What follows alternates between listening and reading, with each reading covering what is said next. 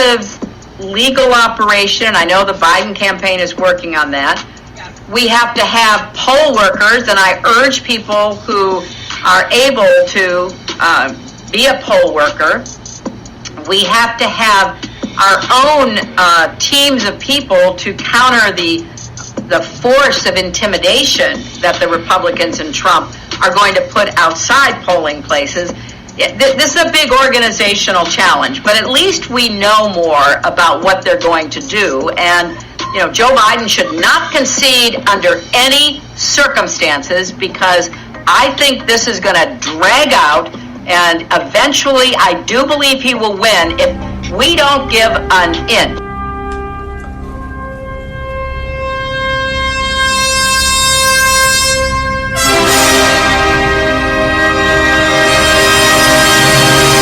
Get it off your chest? Call the Dave Weinbaum Show. They accuse this show of being run by boobs. Well, let me tell you something about us boobs. We're real and we're spectacular. Want politics and fun sprinkled with a lot of laughs? You're in the right place. Heard in 50 states and 98 countries, we just put 11 years of radio excellence into the can. Now, in our 12th year, the Dave Weinbaum Show is on the air.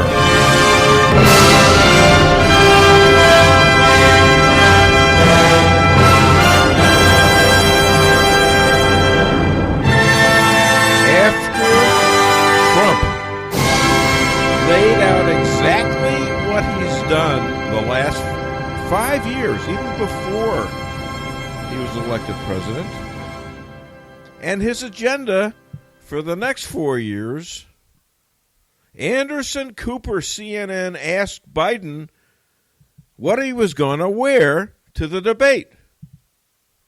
Joe replied, "Depends." I'll wait for the laughter to subside. If you listen to Nancy, Sleepy Joe won't debate Trump because it's below a standard even to talk to him. Even though it's the right of Americans to hear their political choices argue their agendas out. Well, it may not matter. I hear that Biden just announced he's not coming out of his bunker until Groundhog Day. And if he sees his own shadow, he's going back in the bunker, and he'll declare as a candidate in 2024, so he won't have to face Trump. Of course, Ivanka, Don Jr., Eric, maybe even Barron might have a say in that. Anyway, Americans did get a sense of both parties via the conventions, or as I like to call them, dueling conventions. For me, it was hard to watch the Democrats' Zoomathon. The production was wretched, filled with tech gaffes, and speeches were by political hacks like a snooty mooch. That's Michelle Obama. I'm sorry, mooch. Who couldn't even wait for Kamala's vice presidential announcement. She never mentioned her.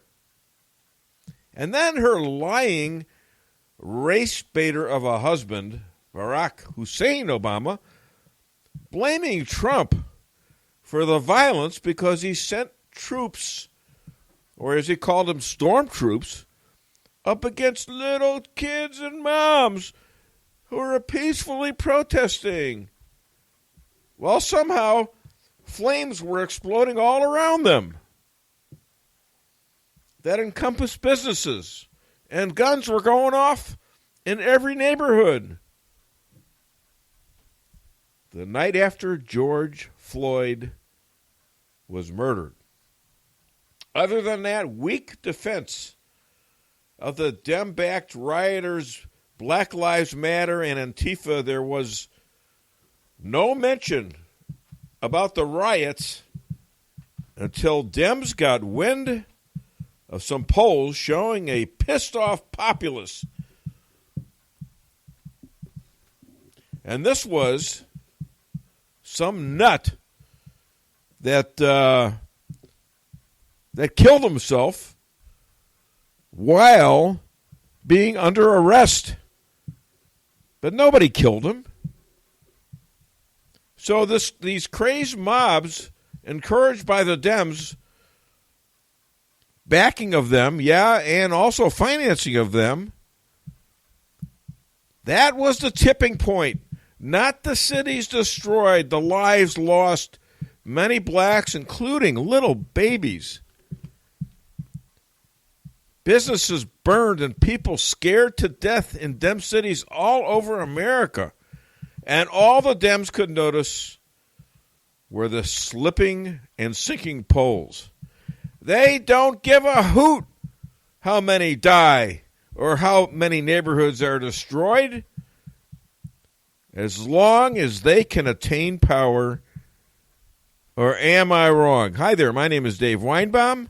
I'm here with radio legend in the making, J.P. Maxwell, my lovely bride, Lisa, and Strausser Weinbaum. I decided they had the Strausser back because thank you. Why? It gives you more dignity, I think. Oh, good. Is that all it takes? Yeah. Well, hey, do we have anybody on? I think we do. Yep. Okay. Well, I play this person's song. If we're lucky, it's going to be him. All right.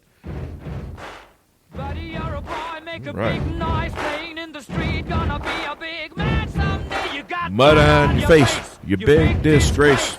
Kicking your can All over the place, singing, we will rock you. Come on, JJ. Oh, yeah, rock and roll. We will rock you. All right. JJ Bradshaw, my opening act. Welcome to the show today. How are you, my friend? At 252 years old, I'm smiling every morning when I get up. And let me tell you, Dave, 67 days to go until Donald Trump kicks the Democrats' butts. I can hardly wait. Are you getting a sense of that, too? Why do you think that? Yeah. Well, there's several reasons, but in the end, truth prevails, and I think the righteous prevail. And if you watch the Democrat National Convention, it was a yawner, no question about it. And the Republican National Convention was uplifting and positive. And Donald J. Trump last night pointed out all the problems that the Democrats have, and he was specific about it. And right after that, pointed out the things that he has managed to get done in spite of a Democrat-led Congress. In spite of that, these people are against him tooth and nail at every single turn, and the man has still managed to come out on top and done what's right for America. Anybody that watched that convention that doesn't want to vote for Donald J. Trump, they got to have some sanity problems that need to be looked into. Well, I'd like to look at it a little differently because of the polls, and we know what the polls did in 2016. They weren't representative about what was really going on. There was about a 6 or 7% difference between what was actual and what was real, maybe even more. And it was slanted against, the polls were against Donald Trump and slanted for Hillary. And still are. It still is, because people are a little scared of announcing, that they're for Trump. They're a little scared of wearing a MAGA hat. You go in certain places, anywhere in America almost today, and you're gonna actually risk your life walking around with the Trump MAGA hat. I wear that hat proudly, and I dare anybody to get in my face about it. Of course, you are armed too. Well, yes, but that's the course of last resort. You don't dare pull that out unless your life is in danger.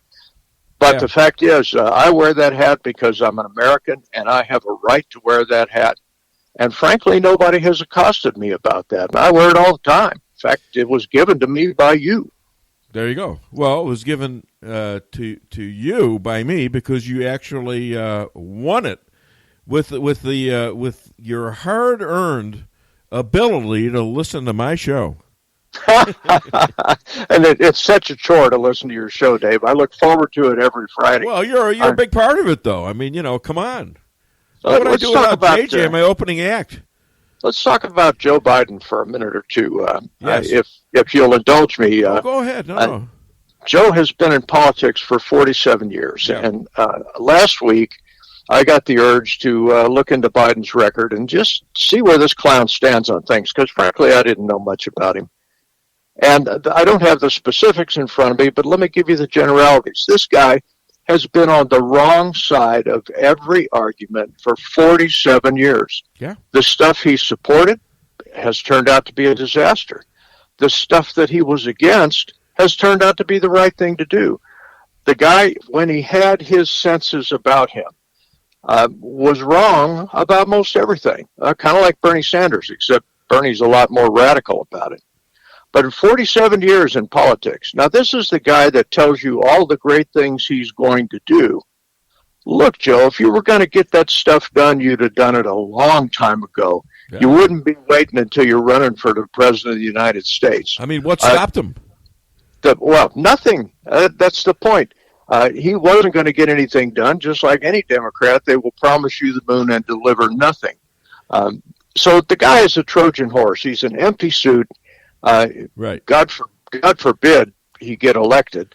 But if he did get elected, we're going to see the commies coming out of the woodwork, imposing all sorts of things, and Joe will be helpless against any of that. Well, what I don't understand is, out of all the Democrats in the world today, this is what they could come up with? Really? Yes. You had one job. Come on, you had one job to find the best qualified, the sharpest person, the best leader in the whole world, and Joe Biden is it? Yeah. This is the best you can do. Come you guys on, are Joe. pulling my leg. Let me tell you about a couple of meltdowns that have happened, and I'm sure you saw them. Donna Brazile had a meltdown on Fox and Friends that proved her to be the shiftless ghost that she actually is. Well, of course she is. And Nancy Pelosi had a little meltdown. And this is the woman that says there will be no debates. Well, as far as I know, it was not her choice to make. The Biden camp has already agreed to have debates. Now, I know why Nancy doesn't want to have them. Her candidate's going to lose. He's going to show up to be the boob that he is. Yeah. But for her to interject herself in the middle of this, I think is absolutely wrong. I think she's out of place. And frankly, I think she has vodka for breakfast every morning because she's starting to look a little haggardly and slur her words. And, kind of rough. This is a rough old gal. Well, listen to this. Biden disagrees with her. He says he's going to debate Trump. And Trump is saying, well, how about we drug test him before the debate? Yeah, because he actually kept it together idea. To read his closing speech at the convention. Trump thinks he was drugged. Probably he's speeding his butt off. One of the high spots that I saw in the convention was Rudy Giuliani's speech. Yeah. Prior to Trump. Of course, Giuliani's kind of mouthy. He's a New Yorker. He's not afraid to say what he thinks, and he nailed it. He said, "Look at New York City. It's the worst crime rate in the world." He said, "We know it can be better than that. Heck, I had it better than that." Well, you're so right, Rudy. No kidding. And how did you manage to do that? You empowered the police department and said, "Go arrest the crooks." He went where the crooks were. Isn't that earth-shaking? Yeah, he went where the crooks were, and there were a lot of them in the black neighborhoods. And guess what? He found them, and he fixed the black neighborhoods. They were thrilled. The blacks were thrilled with Rudy Giuliani. Yeah, put the cops where the crime is. Absolutely. I mean, come on, how hard is this? I'm a freaking Midwestern idiot, and I know that. So No. Never say that about yourself, sir, because 252 years you're older than this country.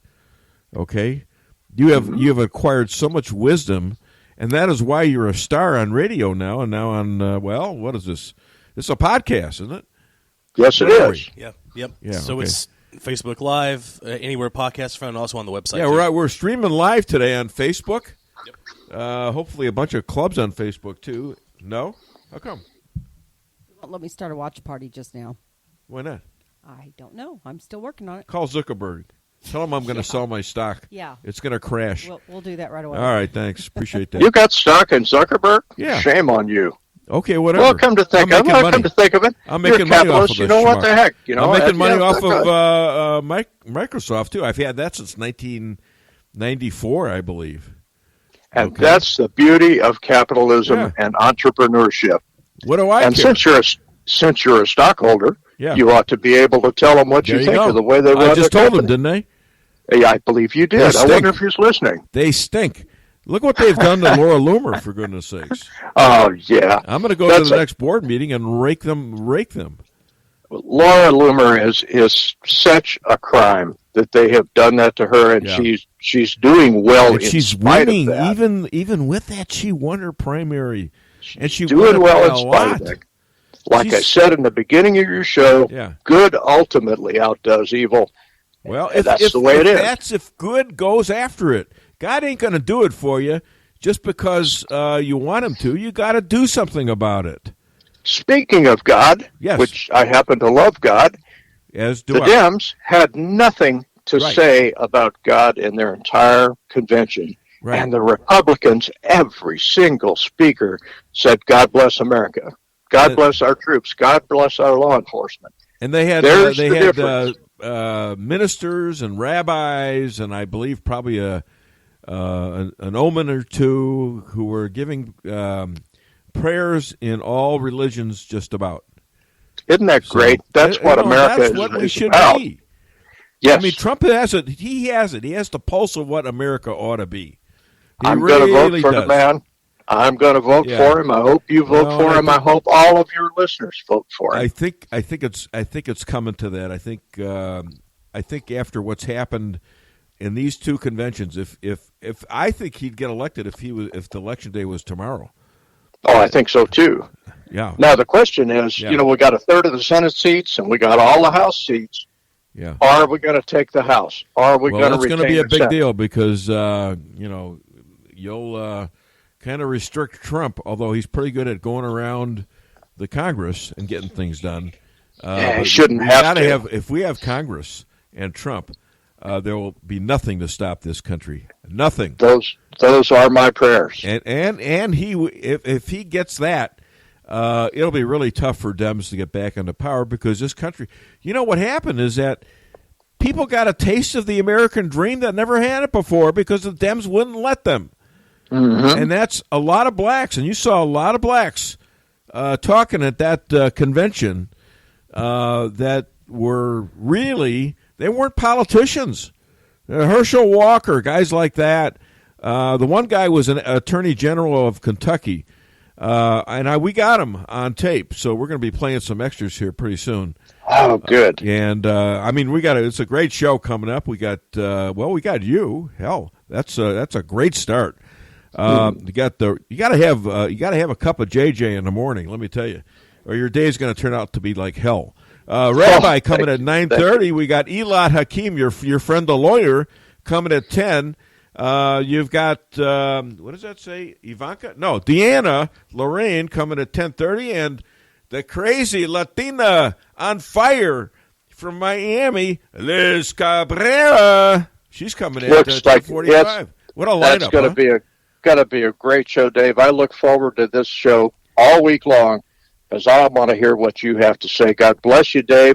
Keep up the good work. And for me, doing this show is such a pleasure to have you on as my opening act. God bless you, J.J. Bradshaw. Have a Thank great you, Dave. weekend. Thank you. Good day. Yeah, and you get a little applause out of that, too. All right, why don't we play? Hold on. I think we need. I feel a little Sicilian right now. What do you think? A little Sicilian bit? Yep.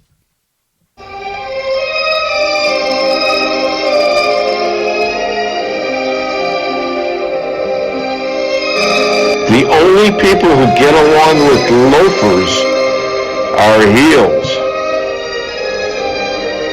Forget about it. even if you're doing bad things, at least you should get busy about it. Little spikes in the sound. Huh? Yeah, you'll work them out. Yep. All right, at least we got our Sicilian making process going, okay? Yep. And, you got to watch those loafers. They're no good. You got to do stuff. I mean, if you want to succeed in anything, you got to do what's necessary to win. And if you say, well, I tried my best, well, if you want to win, you're going to have to get better, won't you? I mean, if that's your best and you lose, then and you say, well, I can't do that. Well, I don't know. I mean, look, I realize that somewhat that's unrealistic, but if you're thinking, well, I couldn't. For example, I'm 5'4", right, honey? What am I, 5'4"? That's about right, yeah. What did I tell you? I was you 5'9" shrunk- when I first yes, met you? you told me you were 5'9". Yeah. A What the short hell? 7 years ago. Yeah, okay, whatever.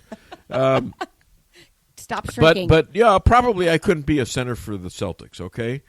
Not even unlikely I could be a guard, but they did have a 5'3" guard playing, so it's possible. But, if you play football, there's no way I was supposed to be playing football. I was told I was going to get killed out there. When I was standing in line my freshman year to try out.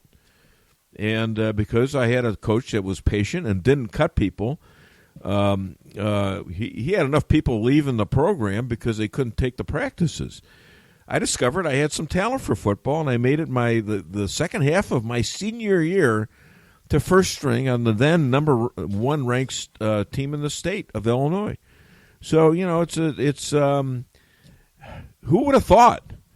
Okay, I think God is with those, and I think God was with me the day I beat those guys in a challenge, and He was with me the next couple of weeks when I kept beating them because I only got moved up to third string until I had to beat them all again in practice. So I think God is with us, but He doesn't. Things don't come easy, and God knows that, and He doesn't want them to come easy. He wants you to work on it. He wants you to work on your weaknesses. Okay, and I believe that. Yes. We have a call. Okay. Hi there. Hi there. Welcome to the Dave Weinbaum Show. What's your name? Where are you calling from? Good morning, Dave. Hey, good morning. Is this Adolf? You betcha. How you doing, buddy? What's going on? There's only one of me. Thank Well, goodness. I hope so. I don't want to see the other Adolf come back. Hey, that's the truth. Yeah. Hey. What's up, my friend? What would happen, do you suppose, if Biden doesn't make it to the election? Let's say he gets voted, or even before the election. What do you mean by that? Do you know something? No, I'm just saying, what if he doesn't make it? What if he just goes, and everybody realizes he can't be president? Well, I think everybody's realized that already. He's just a Trojan horse. Okay, he's a Democrats horse. have it. All right, but that's a good question. What happens if he can't make it to the election? Or even if he gets elected, supposedly. Yeah. What happens if he don't get to the inauguration? Well, if it was Hillary, the odds on him getting to the inauguration after being elected, if she was the vice president, would be about 0, wouldn't they be? Yeah.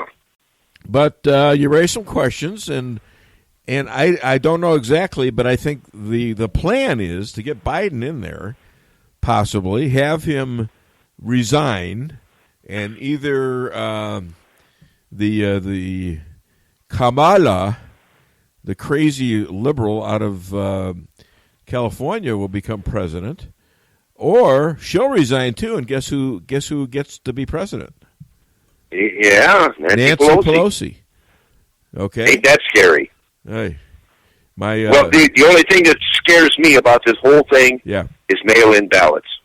Yeah. Because they're so phony, it's pathetic. Well, sure, and Laura Loomer is an expert on mail-in ballots. Okay, she's discovered she might have just won the Florida campaign back in 2018 when DeSantis was elected governor against the Dem, and it was very close. And she found all those votes in the back of a car in the Fort Lauderdale airport. It was a big scandal. They were gonna throw the election in Florida, and she caught it. Yeah. Well, I'm an election judge in Pulaski County. Oh yeah. Okay. And as far as I'm concerned, we have one of the safest methods for What's voting. that? Well, you have Democrat and you have Republican judges there, and they decide this person is eligible to vote based on being eligible, and they decide the ballot. They initial the ballots. They hand the ballot to the individual. The individual takes that ballot, votes, and sticks it in the voting machine when he's done. Nobody else handles the ballot. The biggest problem with mail-in voters is you lose not only accountability, but for some reason with signatures, now you've lost the secrecy of ballots. Yeah. That's Because true. somebody's going to know who you voted for. That's true, and also they can harvest the ones that actually go to nobody. Sometimes they go to to a pet or to a dead person, and so they get these ballots and then they vote with them.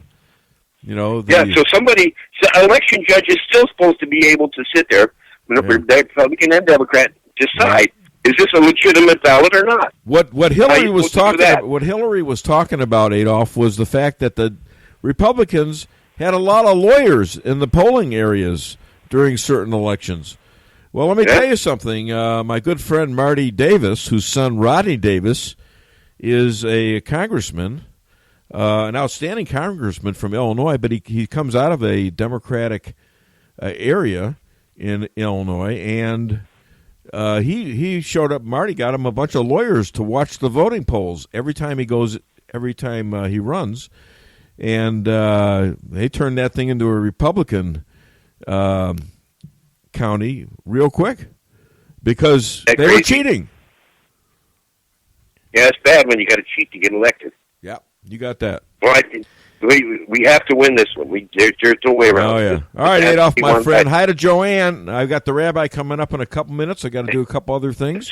Thank you so much. Adolph, the rabbi. Tell the rabbi Adolph says hi. All right. If you got a question for him, go on Facebook. Are we on Facebook? Yes. Okay. Yep. All right. So you can ask questions on Facebook or call the show. I got a couple minutes, but I do want to get a few things in. Thank you. Have a great weekend, Adolph. I think right now we ought to go into let's play the next bit. Let's do Bondi. Let's talk about a little bit about. That's Sandman. Yep. Yeah, let's listen to him. My name is Nick Sandman, and I'm the teenager who was defamed by the media after an encounter with a group of protesters on the steps of the Lincoln Memorial last year. And if advancing their narrative ruined the reputation and future of a teenager from Covington, Kentucky, well, so be it. That would teach him not to wear a MAGA hat. I learned what was happening to me had a name. It was called being canceled, as in annulled, as in revoked, as in made void. Canceled is what's happening to people around this country who refuse to be silenced by the far left. Many are being fired, humiliated, or even threatened. And often, the media is a willing participant. But I would not be canceled. I fought back hard to expose the media for what they did to me, and I won a personal victory. I believe we must join a president who will challenge the media to return to objective journalism.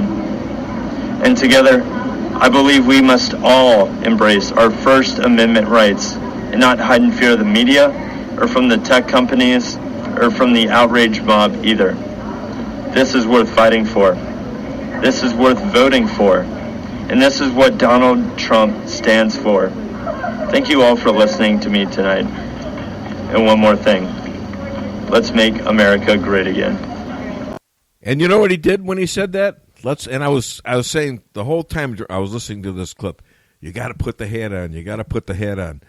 He did it right at the end. He put the as he was saying, let's make America great again. He put the MAGA hat on. How cool was that? This kid's 18 years old. Yep. They asked him later, well, what do you want to do? You're going to go to college? Oh yeah, I want to go to law school. I want to be a lawyer like the one that helped me out. And I want to I want to eventually run for office. What a sharp kid. Wow. So impressed. They picked the wrong guy. See, when you fight back, I mean, you don't always win, but, come on. You're not going to win if you don't fight back. I mean, even Michael Jordan has a famous quote that you miss every shot you don't take. That's right. There you go. Thank you for quoting him. Well, I'm the best quoter in the world. No, I'm not really. But anyways, I think I know who that is. But I don't think we ought to announce him because how he gets if we don't play his song for him. He gets a little whiny. So let's hit it.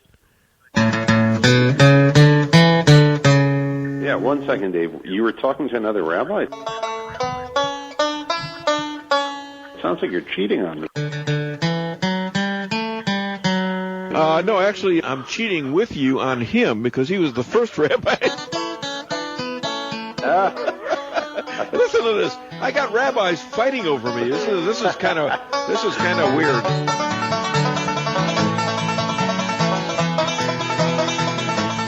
Okay, ladies and gentlemen, second most powerful person in Israel and his own house. According to his wife Yonit, travels the world aligning Christians, Jews, and blacks. He is the official rabbi to the state of Missouri and the Dave Weinbaum Show, future rabbi to the Trump Hotel, Casino, Golf Course, and Spa. Please welcome all the way from Efrat, Israel, Rabbi Moshe Rothchild. All right, Rabbi. So, Sleepy Joe's campaign blasts Pompeo, Secretary of State Pompeo, for his Jerusalem speech. Jerusalem. I haven't been drinking, I promise, yet. And he accuses Trump of politicizing Israel. Dems are going to investigate another investigation. Is it too late to impeach him already? I mean, this is idiocy on steroids, isn't it? Yeah. First of all, you call him Sleepy Joe. Donald Trump Jr. called him Beijing Biden this week. I thought that was a good one, too. But, look, in my opinion, the Democratic Party is reeling. They're grasping for straws. Trump, what he has done in the Middle East is just unprecedented. Pompeo came here this week, and they announced he's trying to drum up support for a Mideast peace conference in September. And so Biden's, they gotta somehow try to tear him down. They don't want peace here. They just want to tear things down. Peace is not good for the Democratic Party. That's peace anywhere is not good for the Democratic Party. Yeah. And I thought they were the flower lovers and no war, no more wars. We want peace. Remember that? What happened to that those days? Yeah, exactly. Anyways, exactly. Trump is pulling out of all the wars we were in. He's almost completely out of Afghanistan, almost totally out of Iraq. And ISIS is gone. And they announced this week here that Sudan and Israel both made a statement this week that within weeks they expect to have a peace agreement. Yeah. I mean, that's just if he doesn't win the Nobel Peace Prize, Dave, I'm telling you, I told you I'm gonna protest. I know, and they're really scared. I know. The rabbi's going to protest? Oy vey! What are we going to do? Right. Do you think we can bribe him with cheesecake? Do you think we can bribe him with cheesecake? I think we probably could. What? As long as there's no rioting. As long as there's no rioting. Yeah. No rioting, yeah. You cannot riot like you usually do. I know how crazy you are. Anyways. Hezbollah terror cell fires on IDF, Israeli Defense Force, for those of you in Branson. They fire on the IDF troops from Lebanon. Sounds like a good time for Israel to form an immediate peace with the Lebanese haters, with the Lebanese, who are basically haters of Hezbollah, and take them out. Yeah, well, I hope that happens. Yeah, we did fire back. What have you done about this? I brought it up and down. I want to know some action here. Well, I mean, we our attack helicopters fired relentlessly back at Hezbollah. Yeah. But as far as peace in Lebanon, I haven't really heard much. I'm just hearing about that's Sudan. In Lebanon, I'm hearing that is in Lebanon, right? The Hezbollah, they are Lebanese terrorists. Yeah, so we fired on them. But as far as peace with Lebanon, the country of Lebanon, I haven't heard much. Just really Sudan, Saudi Arabia. The Lebanese are fed up with Hezbollah. Am I wrong?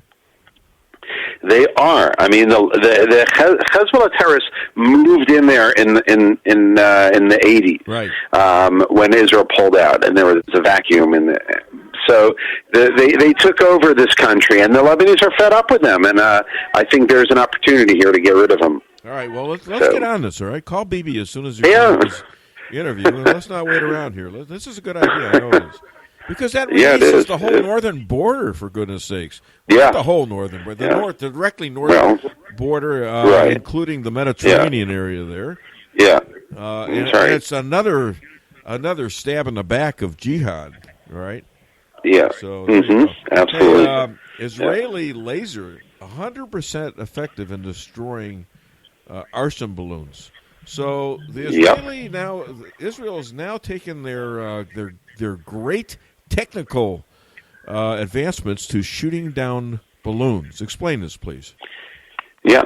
So it's really amazing how the Hamas are quite ingenious when it comes to trying to destroy and kill and maim. They launch these balloons with these devices that cause damage and cause fires here. There have been over 30 fires in the field, thousands of acres been destroyed. So Israel designed this high-tech laser that can literally shoot down some balloons out of the air, and they had 100% success rate over the last 10 days, shooting down about 100 and 150 balloons, something like that. Of course, probably the UN is going to say, well, it's not balanced, that we're shooting down too many balloons. I was thinking that myself. How dare you destroy balloons? We have to let half through. What will the kids play with? Exactly. I don't know. I don't mean for the kids, right? It is just unbelievable. When I buy like a balloon for my wife's birthday, after like 2 days, the thing falls to the ground. I can't attach anything to it. I don't know how they do that, to be honest. Pretty amazing. Well, this is high tech. I mean, who would have thought? I guess so. Who would have thought before it happened that 9/11 would happen amongst people that didn't know? If they would put the same amount of effort into seeking peace, we'd have peace in this region in a heartbeat. Hey, what other African countries do we have? Are we close to having peace with? How about Morocco? Places like that. Morocco, not really, but Jared Kushner is going there to try to convince them. But they made a statement this week saying that they're not going to normalize with Israel. But we'll see. Jared can be quite persuasive. So let's see if he has some success. Everybody gives this guy hell, and yet he's doing stuff that is historic. Jared Kushner. Yeah, they give him grief, it's just amazing. He's just the president's son-in-law. What's he doing there? It's nepotism. Well, the guy's pretty damn effective. How's that? Yeah, he has been. Hey, he definitely has been. Turkey's Erdogan. Erdogan. Thank you. Thanks for correcting me when I said it right. Turkey's Erdogan meets with Hamas, and the Trump administration slams him. So, can you trust this guy Erdogan? I thought he was coming around. Well, no. It was actually Turkey was one of Israel's good friends for a long time. They were a moderate Arab nation. They were pretty secular, and they're part of NATO. And then Erdogan has been siding with the religious Muslims. Not religious. We're talking about like radical Muslims, like Hamas, right? Okay. Jihadis. Yeah. I have no issue with peaceful, religious Muslims, but these are jihadis he's been siding with, and essentially Israel and Turkey have become enemies practically, and people don't really visit Turkey from Israel much anymore. While it used to be, a big destination, I think it's going to become the UAE now. But I don't know what Erdogan's doing. I mean, he's turning away from the U.S., turning away from Israel, and he's going to end up on the wrong side of history. Well, okay, take Lebanon. Keep your eye on Turkey. Okay, that's my direction. Okay. Ben and Jerry's. You know what Ben and Jerry's is? It's ice cream. Do you like ice cream? Sure. Do you eat ice cream? I love ice cream. Okay. I love ice cream. Yeah, they're very popular in Israel. Sure. Yeah, they've been there since 1988, and do you buy it with names like Netflix Chill? I mean, and also One Sweet Vote. These are the names they have for the election and for the pandemic. Oh, so they do pretty good there, huh? Yeah. They had some Passover ones also. You know, they had matzah ice cream and harosa. They had ice cream? Passover. No, not quite matzah, but they had some of the other Passover treats. They turned them into ice cream. Unleavened ice cream. Okay, so bitter herb ice cream. You can't eat that. How soon after you eat meat can you eat ice cream? We wait 3 hours. Some people wait 6 hours. We wait. Jews don't eat meat and milk together, and we wait between meat and milk. Yeah, but not everybody knows that, so I'm just telling. That's why I asked. I didn't know it, and I'm Jewish. Never had a cheeseburger in my entire life. I'm Jew-ish. And then I don't really follow I don't do what you do, but I consider myself a loyal Jew. I don't know. You are, Dave. Well, thank you. I appreciate that. Every once in a while, I like to hear that from you because God knows where I'm going when I die. Anyways, no. Indian Jews.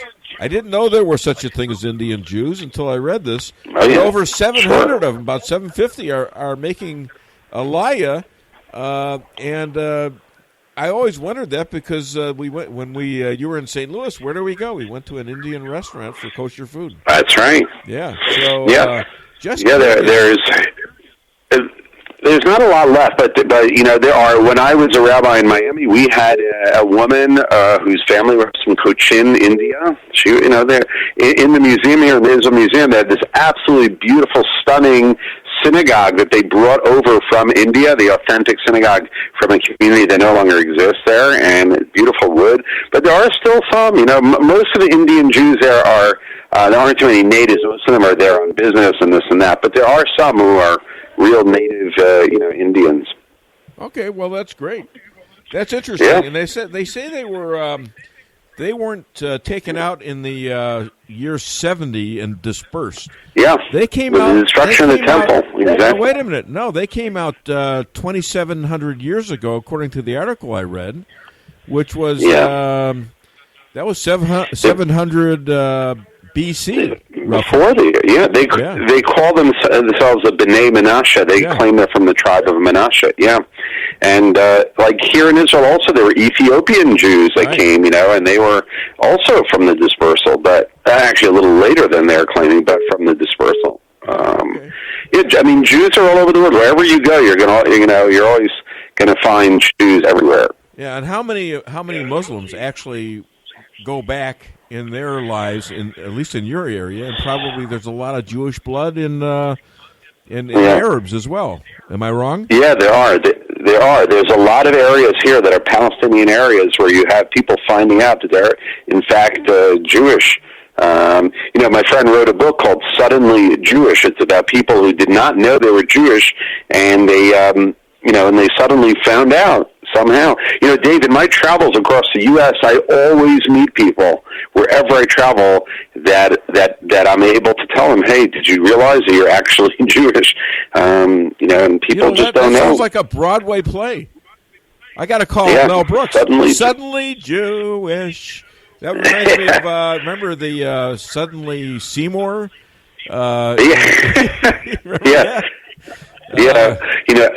I told her she should write a sequel called Suddenly Goyish, that Jews found out they were non-Jews. I'm sure there's that also. Right. So Rabbi, other than DaveWeinbaum.net, where can people find and contribute? They can go to Israel Alliance IsraelAlliance.org. You know, Dave, I tell you, when I see a Jew order a deli sandwich on white bread, I get suspicious. I'm not really sure they're Jewish.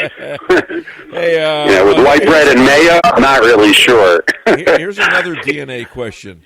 Where? How do you know a man is from Sweden?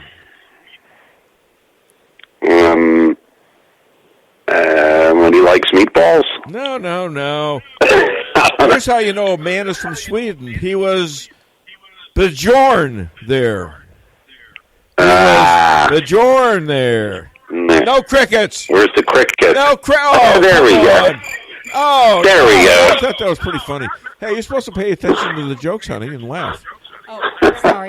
Yeah, no, you're not. All right. That's only the first year of marriage. After that, you don't have to laugh anymore. Oh, well, I passed that threshold about 2 months ago. So. Yeah, I know. Lisa goes to the ladies' room. Well, first of all, I'm not saying I'm henpecked, but when Lisa goes to the ladies' room, she sharpens her beak. Oh. God. All right, thank you, Rabbi. Shabbat shalom, my friend. How do you? All right, guys. Take care. Great talking to you. One second, Dave. Someone told me this week. They said when you tell your kid no, and then they say, "Can I talk to mom about it?" That's like asking to speak to the supervisor. Well, in your case, talk to your supervisor. Are you still making? Are you still making the challah? Yes, I am. Yes, I am. That's all right, guys. That's Jewish. It's been a lot of fun. All right, thanks. That's right. See ya. Take care, guys. Bye. Shabbat shalom. Shabbat Bye-bye. shalom. Okay, that was the Rabbi. Did we have any questions, or we had a couple phone calls? I'm going to take a look. What? Yeah, I don't see any questions yet on Facebook, and the other was one of our other guests that she was calling in a little early, so I texted her to let her know what time to be on. So. Oh, who was that? Liz. It's about an hour early. An hour? Yeah. I got her taken care of. Oh, my God. And she got no sleep last night. Yeah, So Liz! I don't think she's feeling tip-top. So. Liz, inject the coffee if you have to. Come on, no decaf. Jeez. You know where you find the decaf? Where? Indy Barn. Where? Indy Barn. Oh, Indy Barn. Okay. Yes. Oh, no, wait a minute. That sucked. No. Why do I get control crickets? of the board here, though. Why, was that original? No. No, there you go. See, mine was original. At least give me credit for that. He's kind of a city boy, so he probably wouldn't get it. Most of mine are original. Now I gave myself crickets. There you go. All right, so we got a little space now between Elad and he's coming out of 10. And I'm pretty sure he'll be on time because, Dr. Amy is just right now she's probably watching him and directing him that he can't leave the side of the phone until it's actually 10 o'clock and he has to call. So, him I trust to be on time. Yeah. And while we're doing that, let's play the Bondi, the two Bondi clips, I should say. We all know about Joe's son, Hunter Biden. A corrupt Ukrainian oligarch put Hunter on the board of his gas company, even though he had no experience in Ukraine or in the energy sector. None. Yet he was paid millions to do nothing. He only had one qualification that mattered. He was the son of the man in charge of distributing U.S. aid to Ukraine. And recently reported information revealed that a few months after Hunter Biden joined that corrupt company's board, the Obama-Biden State Department began doing business with him, even when it remained under investigation for corruption. And it gets worse. That very same company was being investigated by a Ukrainian prosecutor. Joe Biden, the Vice President of the United States, threatened to withhold aid to Ukraine unless that same prosecutor was fired. And then he was fired. Got another one coming, right? Joe Biden flew to China on Air Force Two with Hunter along for the ride. They said he was just there as a family member, but we know that's untrue. In Beijing, Hunter didn't just go sightseeing. He had meetings with his Chinese bank partners. Hunter even arranged for his dad to meet with one of the partners. 10 days later, those Chinese communist bankers approved millions to go to Hunter's firm. And those bankers work for the Chinese Communist Party, which oppresses their people, cheated American workers for decades, and covered up a deadly virus. To this day, Hunter controls a 10% stake in that firm. And Joe Biden's done more than look the other way on China. He said, "The Chinese aren't our competition. Come on, man. They're not bad folks." That's my, yeah. We have a call, too, now. Oh, good. Hi there. Welcome to the Dave Weinbaum Show. What's your name? Where are you calling from? Yeah, it's Lee from Richland. Oh, hi, Lee. How you doing, buddy? Yeah, Pam was wondering what that meant by sharp and beak, and I said, I guess maybe because you're a henpecked or something. Well, yeah. He's not. Oh, really? Really? Somebody told me that he's so henpecked he's got dimples on his butt from sitting on the eggs. That's what I heard. What? I don't want to go down there. Part of it's right. Yeah. Well, I do have dimples on my butt. You do. I think I'll be so leaving do you, by now. the way. Hey, I guess a lot of people probably done this, but I wrote a little song for Mr. Sandman, which, I borrowed a melody.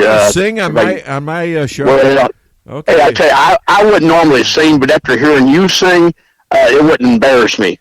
Okay, old Mr. Sandman, we've seen you sued. CNN liberal news. We hope they go in the red for abusing your pro-life stand.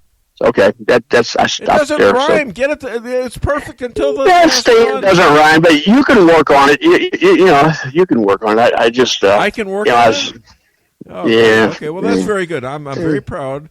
It sounded great right until the last word. If you make it, sing it again. No, don't sing it again. No, I don't want to punish my audience overduly because they all hate it when I sing. And man, I tell you what. I saw Martin in my drive-thru yesterday, and I yelled at him. Martin from Edgar Springs, I think it is. He was supposed to call last week, and he lied. He didn't do it. He says, "Well, I'll call him. I'll call tomorrow." I said, "All right." Well, he got his order, and I charged him double. Oh, you're going out now. You lost him. All right, I gotta go. We lost you. All right, thanks. Who was that called? So the other one, it came up as spam risk. So it's probably Zuckerberg calling you for that board meeting. Oh, for the spam? Yeah. There you go. Yep. Okay, baby. Yeah, well, I've done very well with the Facebook's done skyrocketed. Microsoft has skyrocketed. I'm doing business, little business with Stiefel, a former sponsor, and I'm getting people actually asking me if they can sponsor this show doing what we're doing, and maybe that might be plausible. I want to make sure they're going to get a good deal. I want to make sure we build up our listenership. A lot of people don't even know I was canceled the first time I was canceled back in I think it was 2018 or something. All right. So remember, Russia's been canceled 9 times. 9 times. 9 times. Yeah, 9 times. Yes, I said that. How many was that? 9 times. Oh, okay. 9 times. Right. And how many times have I been canceled? Twice. Not 9 times. On radio.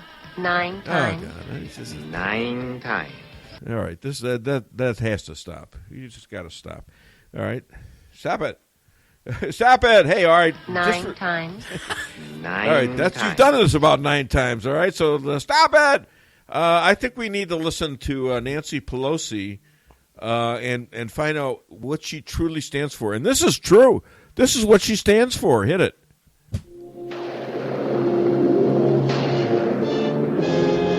This is Nancy Pelosi.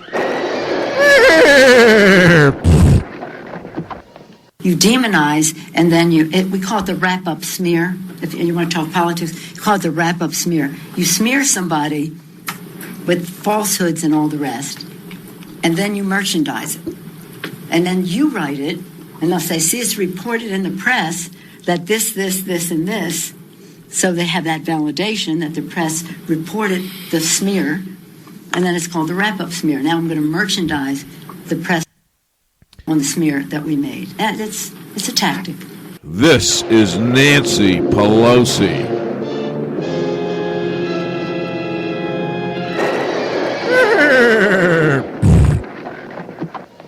That's her. And we have a caller. Heather, welcome to the Dave Weinbaum Show. What's your name? Where are you calling from? Hello? Never mind, they dropped. They didn't want to stay on, I guess. Okay. Had them waiting on the line. Did you have a name on them, or? Nope. Call them back. That's kind of interesting. You can call people back, can't you? Well, yeah. We'll inject them full of. No. Full of what? There you go. You got it. It's calling. Thank you for calling. Please enter the extension of the person you wish to speak with. Who? Okay, please. Who's that? All right, go ahead. We got somebody else now. Hit it. Hi there. Welcome to the Dave Weinbaum Show. What's your name? Where are you calling from? This is Chester from north of Doolittle. Oh, hi, Chester. Did you just call? No, that wasn't me. That was not me. All right. Okay, what are we doing wrong? You're not doing anything wrong, except you ought to announce your telephone number a few times. Okay. Well, let me do it right now. Let me do it right now because thank you for reminding me. Haven't I mentioned it yet? Yeah. All right. Well, see, we're put on Facebook too, but yeah, call if you want to call the show. Listeners come and go. Don't hurt my rhythm. You taught me how to have rhythm. Go ahead. Okay. Go ahead. Call my show 573-578-2700. How's that? You stuttered at that 5. Oh, kiss my. No, you did. You said 573, then you paused and said 78. Now say it again and do it right. What's going on here? What is going on here? You're the engineer here, but you know what? You're not my mother. Okay, 573. Thank God. Now you interrupted me. You're not supposed to do that. I know that much. 573-578-2700. And your dogs are barking in the background. What the hell's going on? I think the dogs hear me on the speaker. Hold on, Martha's closing the door again. Anyway, what I wanted to talk about was have you seen, on top of everything else that's happening, all this insanity, have you seen what's happening with the world of sports? Oh my God, I was going to talk about that. The Mets and Marlins walked off before the first pitch. All of them can go to China for all I care, and I love sports. I love sports. Get the hell out of the country. No, women's NBA is boycotting. It's like, come on, guys, what is the women's NBA? The last thing you need to do is quit at this point. Did they boycott Did they boycott over the 17,000 black babies that were killed by abortion? No. Did they? I don't recall that. Did you? Did they boycott over all the killings in Chicago, our hometown? Over the last 60 years, all the blacks that are killed, many of them babies, all right, and all the blacks that are getting killed in all these democratic cities. Wait a minute. Did they boycott for that? I don't recall. Wait, not even the babies. Look at the body count on the weekend news from, say, like WGN or something. Sure. 60 people shot. 5 or 10 killed. Every weekend. That's one city. Yeah, that's just a normal weekend in Chicago. Yeah, I know. It's incredible. But the sports world is going absolutely insane because you got the NBA, ML, Major League Baseball, the basketball. You got football. Of course, that season's ending. But the women's basketball, the women's soccer, they're all joining in. It's like, what? Even hockey. Hockey guys walked out. Oh, geez. Yeah. Well, it's hard to kneel on ice. I don't care anymore. You know what? I love sports. I'm a Cardinal season ticket holder since 1984. Demand a refund. And I am gonna because they have my money. All right, listen to me. I got my next interview. I gotta go, buddy. Bye. All right, bye. Okay, I don't know who this is, but I think maybe we play a song. Hi, it's a lot.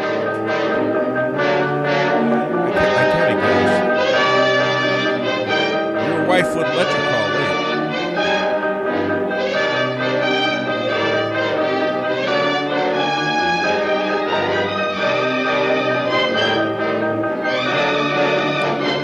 Ladies and gentlemen, powerhouse South Florida lawyer, writes for the Washington Examiner, the Federalist, Daily Caller and others. He is an expert on politics and the law. And he is the Perry Mason to the Dave Weinbaum Show. Please welcome, all the way from Boca Raton, Elad Hakim. That's almost Dr. Amy Levin. Not really, though. Hey, how you doing, Elad? You okay? Yeah, doing well, thanks. How are you? I'm pretty good. So how does Hillary telling Joe to never concede, how does that work if he loses until, he can't declare Trump a winner? He just can't do it. What's going to happen if that happens? You know what? Judging from the speech last night, I'm not sure that's going to happen. I think that I don't even think that this thing is going to be close. Assuming that there's no problem with mail-in ballots and the fraud that can occur with those, I don't think this is going to be close. And I think that it's ironic that Hillary Clinton is. What is she? Is she looking in the future and basically admitting that Joe Biden has no chance? In other words, it's very unusual for someone to come out before the election and to give someone advice, a presidential candidate advice about what to do if and when you lose. So it's really unusual. I mean, but there's no one that has better practice at it than Hillary. Well, just about 2 weeks ago, they were saying, well, if Trump loses, he's not going to leave the White House. The same people are saying this, and now all of a sudden they're reversing it. You know what's going on here, Elad? I think these people are so scared to death of all the crimes they've committed, especially Hillary, by the way, that if Trump has another term, they might be facing some real harsh legal problems. And I think they're really desperate here, and I think you might see a little revolution based on the fact that they want to take the swamp back so they can get away with everything. Am I wrong? No, I mean, look, I think you're 100% right, and I think that one of the reasons among many reasons, people are really hoping for Trump to get in the second term is so that whatever investigation that's going on, Deep State and everyone involved with that can continue to go forward. Because as you know, if it doesn't, and if Biden gets involved, it gets in the presidency, and God knows what's going to happen with Congress. Any investigation, Durham's investigation, Barr's service as Attorney General, that's all going away. They're going to get rid of that very quickly, and they're going to bury anything that has anything to do with any corruption. That's exactly my point. And I mean, we know there was a coup attempt. We know the last president and vice president were involved. Now, whether they broke any laws or not, I'm not sure. But they were in collusion with the FBI, or they were doing things, conspiring with the FBI to get rid of him with a phony dossier. They did fraud upon the. Actually, you can just tie that to Comey and McCabe and Wright and Rosenstein, who signed the 4 FISA warrants to get Carter Page and George Papadopoulos wired. But what's truly unbelievable is the audacity and the chutzpah that some of these people have. Comey comes out and says, just the arrogance that they have and the confidence that they have that they've done nothing wrong. And look, we'll see soon enough. I mean, we'll see what Durham ultimately decides to do. But it's just it's truly unbelievable to see how these people live their daily lives just knowing what happened. And regardless, like you said, regardless if it rises to the level of criminal behavior because of the high standard involved in criminal cases, that doesn't diminish from the fact that what was apparently done was unethical and unbecoming, to say the least, of the different positions of power that these people held. And so we'll see what happens. I think it's tied into the what's going on in our cities today, too. I think they're getting these people warmed up for some real problems in the cities. I mean, did you see what happened to Rand Paul last night? Very scary. Poor guy. It's the second time he's been physically assaulted. He was assaulted by a neighbor a couple years ago, I think it was. Yeah. And now yesterday. Yeah, poor a block guy. away from the White House. And he's even moderate. And Rand Paul is a moderate. He's not even He was with Jim Jordan, who three-time NCAA wrestling champion for Ohio State. Yeah. And Jim Jordan was scared to death. And then he was also they were out with my good friend Congressman Rodney Davis's wife was there too. In fact, I already called Rodney Davis's father, who I'm good friends with, to see if he wanted to call the show. But they were all scared to death, and I saw the movie of it. My God! Well, what are they? This is not unplanned. This is orchestrated. Okay, so they're attacking in a lot of different ways that bode for this. I don't believe it's going away, and I think Trump's got to take care of it now. I think that he will take care of it. I think you'll see a different president insofar as a level of aggressiveness if he's elected for a second term. He has, obviously he has to be careful with what he does, and he's always going to stand by his promises. But I think you'll see a different level of aggressiveness. He's not going to sit around and let the states and the country turn into an anarchy zone. Yeah. The frightening part is it's getting to the point where even if Democrats, God forbid, had control of anything, you begin to wonder whether they could rein it in. First, assuming they'd want to, but could you even rein it in? I mean, look, they want to. I think they want to be in charge of a new country, a country that is not beholden to the Constitution. It's not beholden to history. I mean, they're changing this country. It's like 1984. Did you read the book 1984? Just like that. Yeah, of course. They George replace Orwell. history. They cancel people. That's what they're doing. It's incredible what they're doing. And I think they're just going to go on with it. Have a permanent ruling class kind of thing.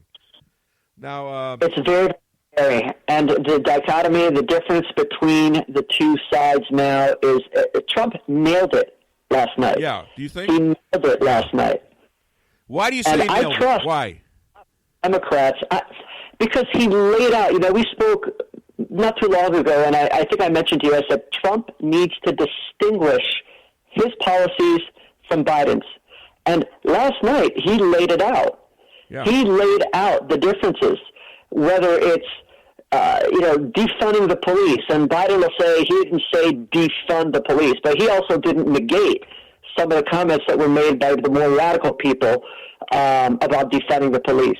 So whether it comes to the police, the riots, whether it comes to Social Security, who Biden has been looking to get rid of or to squander for his whole career, and now he comes out and he wants to save it.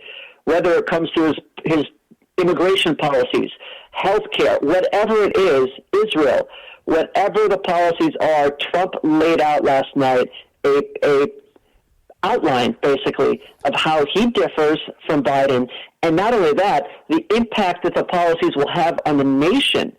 And that, I think, was very powerful. I'm not talking about the crazy people on the left who, it doesn't matter if the nuclear war will start, they'll still support Biden. Yeah. I'm talking about people who are truly intellectual people who don't necessarily have to agree with everything that Trump says, and they may not even like Trump, but they realize that the alternative is simply too dangerous. And I think that those people will either, one, abstain from voting. They may say, we can't vote for Trump, but we're not voting for Biden. Yeah. Or they may support Trump. Because I think if you notice... Go ahead.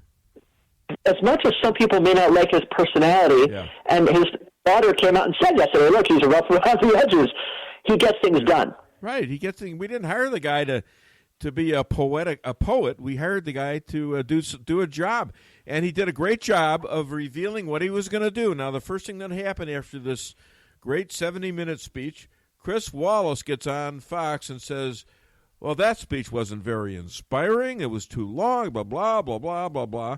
And I heard. And then somebody else says, wait a minute, he did what he was supposed to do, and he'd be criticized if he didn't do it because he laid out everything. He did. He said what he had planned on doing, and what he got done, and what he plans on for the next 4 years, and what his agenda is going to be. He talked about his actions with the pandemic, what he did, what he didn't do, and how good he was, and how the vaccines come and all. I mean, I thought it was totally inclusive and totally necessary, even though it was a tad long. This wasn't a rally. It wasn't supposed to be a rally. It was a reason to vote for the guy because of what his policies were. I agree. I mean, listen, I do think that it was quite long. I think it could have been shortened some.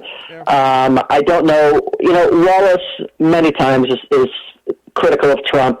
I'm beginning to think that Fox News just kind of puts some of these people on in order to get the blood boiling of its most loyal, viewers. Well, they've got that's an interesting Bill and Ron Williams. I've had some discussions with Williams about 10 years ago. No, it was more than 10 years. About 14 years ago. He wasn't this liberal at all. I mean, he wasn't exactly a conservative, but he was pretty center wise. And from what I see him on the 5, I think he's acting a part. I mean, I think it could be. I mean, I don't know. I mean, if you've met him and you've spoken to him, you know him better than I do. I just know that I think I somewhat agree with you. Like, these people are playing a role in order to drum up emotion, right, so that people, it's like, have you ever seen the WWE? Have you ever seen where people play roles in order to get a good show going? I think that's what they might be doing. My son is here. Hold on. Come on. I got a story about that. My son just walks in, and I'm thinking about him, and then all of a sudden he's at the door. So we're talking about wrestlers, professional wrestlers. So my son is like 17 years old. We're at an airport in Memphis, and he sees a couple of professional wrestlers because he's a big fan of them, right? And he says, Dad, I don't understand.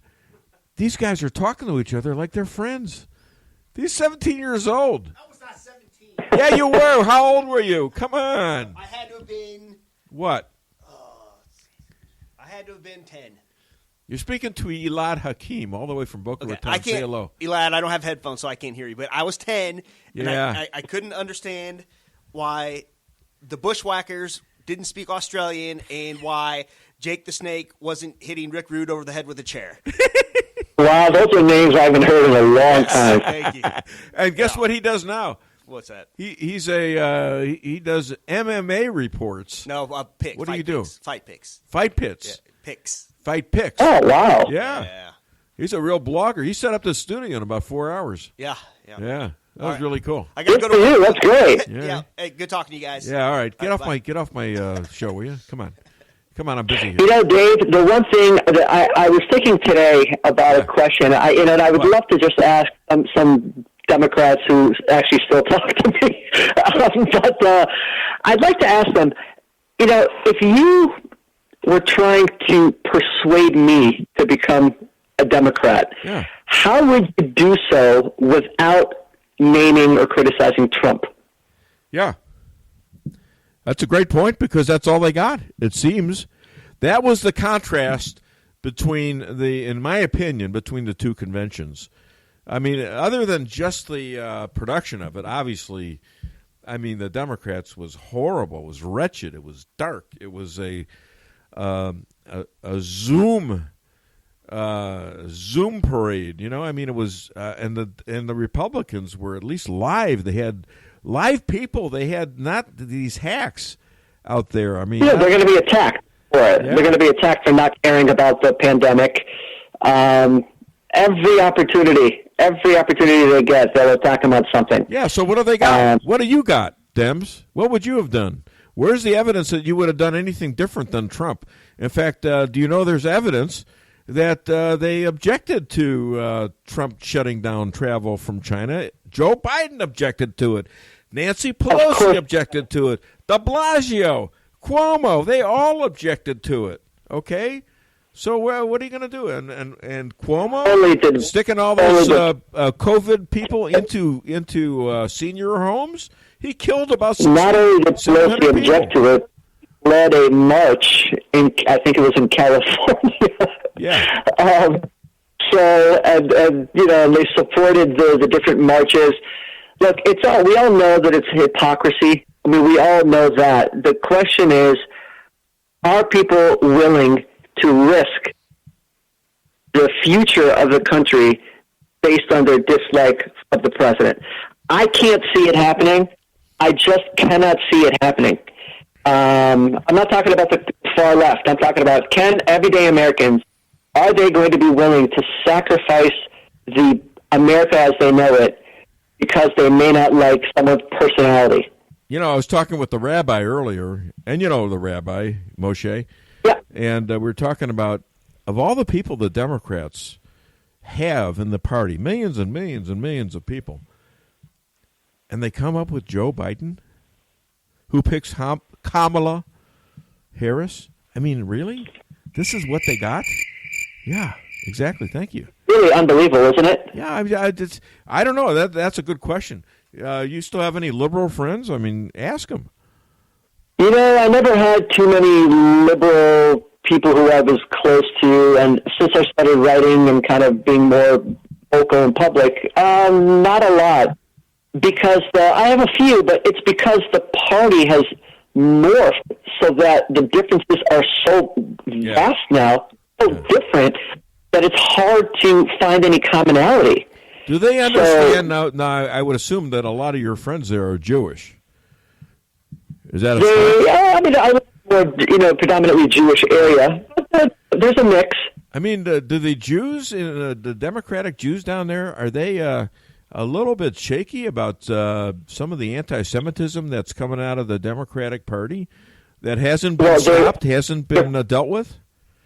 That's a loaded question because they will say that they are probably, I can't speak for them, but my assumption is that they're concerned about the anti-Semitism, but they don't see it that it comes from the Democratic Party. You know how many Jews got killed in Germany and in Europe thinking that things will get better, The Jews, look, we talked about it, and the Rabbi can speak to this. The Jews in Israel love Trump. Oh, yeah. The Jews in America, sadly, a lot of them don't. I think you're going to see some more, though. What about Laura Loomer, a Jewish woman, running against Lois Frankel? Or Finkel? That's going to be really, Lois Frankel. That is going to be very interesting. I think it's going to be a race for Laura. Sure. Frankel is, it's a highly Democrat area, Palm Beach County, yep. and it's also highly Jewish. So we'll see. I think it's the first time two Jews are running against each other. I think you need to keep an eye on this because I think Laura's got a chance. Yes, she does. I think they're going to. They're already lying like crazy over her. They already tried to kill her campaign. All right, listen, I got to go, my friend. This is reminiscent of many interviews I've had with your wife, in that I didn't get to too many questions I wanted to ask about. But what the hell? All right, it is what it is, and I thought we did a good job of explaining a lot of stuff that weren't even on my interview list. So, other than DaveWeinbaum.net, where can people find and hire you? They can find me at Thoughtfully Conservative on Facebook, at Thoughtful GOP on Twitter, and then obviously just look me up, Elad Hakim, if you have any legal questions. Elad, we're moving to a house next door to us so they can demolish our house and rebuild it. And, of course, that's what my wife wants to do. Anyways, Lisa asked the mover if the dishwasher could come too. And I responded, well, of course you're coming with me, aren't you, honey? I'm sure that will. Of course you're coming with me, aren't you, honey? I got to go. Thanks, Elad. Shabbat shalom. Shabbat shalom. I think I got another caller. All right, thanks, pal. Yep, you do. Hi there. Welcome to the Dave Weinbaum Show. What's your name? Where are you calling from? Well, this is Martin from Edgar Springs. Well, it's about time. Dude, we've been trying for 35 minutes to get to your podcast. I know. I can't help it. I've got one. We got to get 2 lines in here. Can you figure out how to do that somehow? No, I'm talking about just listening to you. Couldn't get your. So anyway, get your what? No, you can't say that. Wait a minute, we don't have that. No, I couldn't pull it up. Really? It's the beautiful Lisa. Hey, you can't pull good to what hear up? your voice. The show, the podcast. The show. I called blind. I didn't know if you were free or not. Oh, okay. Well, it'd be nice if you listened to it on Facebook or something. You know? That way you could tell when I'm free. Oh, you crazy guy. Anyway, you caught me at the end of an interview. What can I do for you today? Well, I've got some information for you about hydroxychloroquine. Okay? Yes. There have been 54 studies done of varying types on hydroxychloroquine. Only 14 of them showed something that was negative. Of those, 10 were done when the patient was way far gone into the very late into the COVID-19 problem. He was already on a ventilator, she was. And it does not do much for that at that point in time usually. The other 4 studies were done that were totally ridiculous. One was done by some, what do they call them, ophthalmologists? What do they have to do with this? And another one, for example, was one that was published by Lancet, the British medical journal. Yeah. And then they had actually retracted. All 4 of those studies have been shown to be deeply biased. This is about money, too. Yep, it is. Yeah. Because it's too cheap. And so the other 40 studies have showed amazing things. But the Fauci goes and says, it's not a double-blind study. Yeah. Therefore, we're not going to do it. Right. Do you know that there's never been a double-blind study done? I believe it was not for syphilis. No, it was syphilis. And how they're treating it now. Yeah. They never bothered to do a double-blind. They're just happy with the results, so they keep doing it. Okay. And did you notice that when President Trump talked about a well-known, well-practiced belief of giving people plasma with antibodies in it for treatment, something done for decades, that they now say that's not right, that's so wrong, that whenever he says something, people go nuts. And so you know it's got to be right. That's one way of doing it. All right, so at this point, does Trump win or not? Dude, it's going to be a wipeout. And the only reason he won't get all 50 is because they're going to have so many ballots. Pluto and Mickey Mouse and everyone else are going to be voting. Yeah. So, you know. Well, you'll be voting too, won't you? Well, I'm going to try to do it 20 times this year. I'll get all those ballots and, make certain that, because I'm going to even the score. No, just kidding. But, yeah, I'm definitely voting, dude. Definitely. All right. Okay, well, listen, you have a great weekend, and hopefully I see you again in the drive-thru. I appreciate your business now that you've called me. Is there a name for this podcast? You bet. What? Is there a name for your podcast on Facebook? Dave Weinbaum Show. Okay. It's all right, on that that's page. Probably where we just. Or we you were can just go going, to daveweinbaum.net, where it's streaming live as well. The website. Oh, okay. All right, daveweinbaum.net, the website.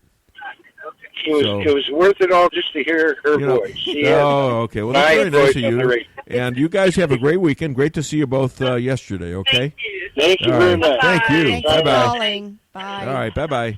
All right, caller, if you want to call again, or you can call him back. What the hell? Announce the number again. Yes. Yeah. Thank you, honey. Please call the show, 573. Say it right. 578-2700. Ooh. How was that? Was that all right? That was pretty nice. Pretty sweet. That was very good. Thank you. No crickets that time. We're trying to call this other person back. Hello? Hi, this is Dave Weinbaum. Did you call me? Oh, my goodness, you did call back, didn't you? You little snot nose. Little snot nose? Hi, Bridget. well, I don't think that's appropriate. I'm on the phone to some guy. I had to cut him short just for you. Oh, Martin used to be my a church member. Oh. Yeah. So everybody on Until I moved trying up to here. say that everybody on the show is they're interbred or what? Huh? Everybody on the show is related? What is he, your cousin, uncle, or something like that? Okay, what can I do for you, darling? Well, I have to say this. Trump's speech was not long enough. I could have stayed there another hour or two. For those who say he talked too long, that is not a true Republican. Yeah, I mean, and he was criticized for that. And if he had spoken anything less, if he had not covered the things he covered, they would have criticized him for that. This wasn't a rally. Exactly. This was a explanation. This was a trial. This was a closing argument for a person who is trying to get America to vote for him again. Exactly. And to I convince tell you even one Democrats to do that. So I agree with you. I think he did exactly what he had to do for this kind of a speech. And the First Lady, my word. Yeah, she looked good, didn't she? I couldn't see her. I don't know. Oh, that's right. You're blind. Oh, this is terrible. I apologize. What's wrong with me? Stand up, Chuck. Wait, this is like Joe Biden. This is like Joe Biden. Stand up, Chuck. Come on, stand up. Well, he's in a wheelchair. Exactly. Sorry, Chuck. You're right. I forgot. No, that does not bother me at all. That doesn't bother me at all. Well, anyways,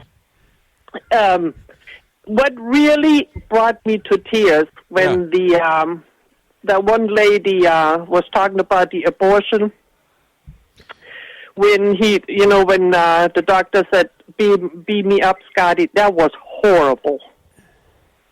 Oh, was that Abby Johnson, or I don't remember her name, but she was a nurse. Yes, and that is. Was she working for Planned Parenthood at the time? Yes. Yes. Okay. Yes, she left because she had to do an abortion and see exactly what it was. Yes. Yeah. And that was so disgusting. Yeah. I mean, those people. I don't know. And you know what gets me? How can any Jew support a Democrat? How can any Jew? You know what? I don't know. I mean, they're crazy. But there are plenty of them do. It's just, I know. It's. But anyways, I just wanted to say that. And go Trump. That's all I can say. Well, great to hear from you. How are things up in Maine? Beautiful. Yeah. Absolutely beautiful. Yeah. I'm doing my citizenship this year, so help me pray wait a minute. so I can get it before. You're not a citizen? Next time No, I I'm must demand illegal. to see your papers. Oh, let me tell you something really quick. You know, they had on going towards Bangor, Sherman exit going towards Bangor, they had that state police was and the guard police. They check every now and then for illegals, and we were stopped. I opened the window, and my husband opened the window. I hope the guy you weren't driving.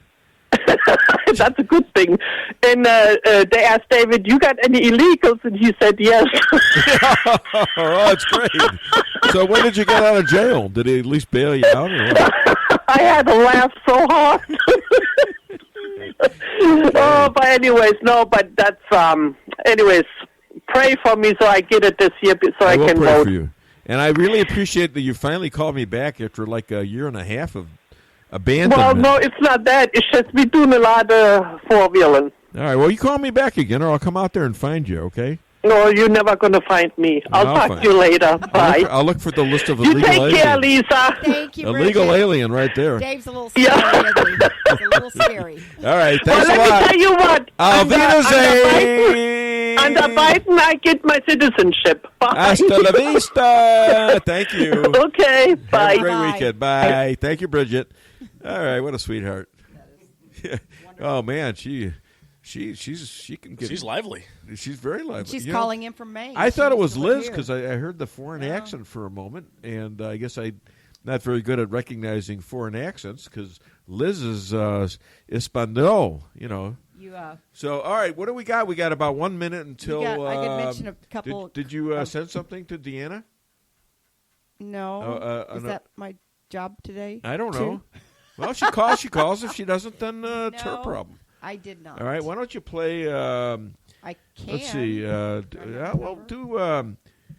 How about do Alexa Old People? Okay. Let's do that one. The new Amazon Echo has everyone asking Alexa for help. Alexa, what time is it? What the hell is wrong with this blasted thing? Amanda! But the latest technology isn't always easy to use for people of a certain age. These kids have bought me a busted machine again. On instant. That's why Amazon partnered with AARP to present the new Amazon Echo Silver, the only smart speaker device designed specifically to be used by the greatest generation. It's super loud and responds to any name even remotely close to Alexa, so they can find out the weather. Allegra, what is the weather outside? It is 74 degrees and sunny. Huh? It is 74 degrees and sunny. Where? Outside. What about it? The temperature outside is 74 degrees and sunny. I don't know about that. The latest in sports. Clarissa, how many did old Satchel strike out last night? Satchel Paige died in 1982. How many you get? Satchel Paige is dead.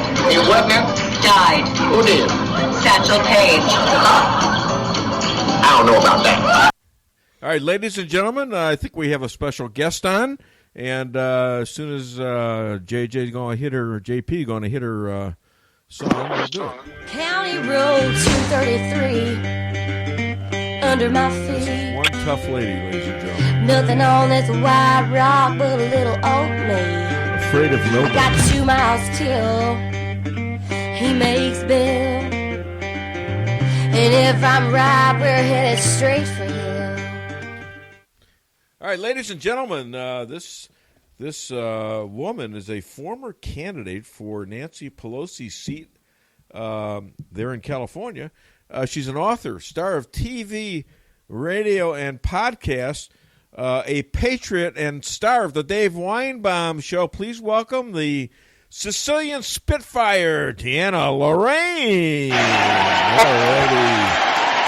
Well, hi there. My wife is a... Hey, everyone.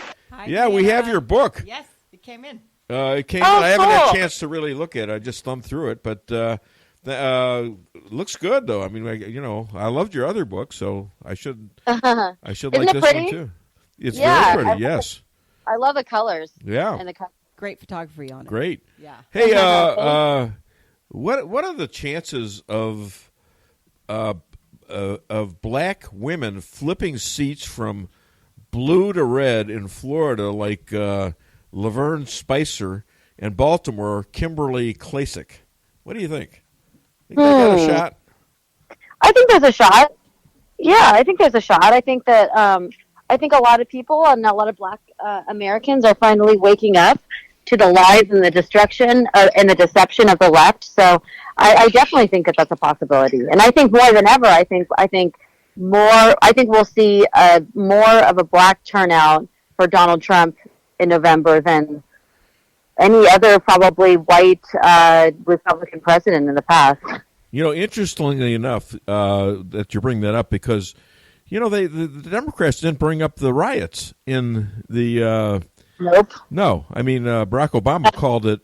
They were peaceful. They were peaceful demonstrators, just little women and children and grandmas. While buildings were burning in the background. And so. Right. So my question is, what is? I forgot my question. Anyways, to hell with that. So I'll come back to it. What is QAnon? And does this say that Trump supporters are a cult because they were banned from Facebook or something or Twitter? Right. Well, the theory is that QAnon is a group of about 8 military intelligence officials, and President Trump is a part of QAnon, and they're undercover, and they've been working with Trump to put Trump in office in the first place, and they're working with him now to try to take down the deep state and dismantle the deep state, and take down human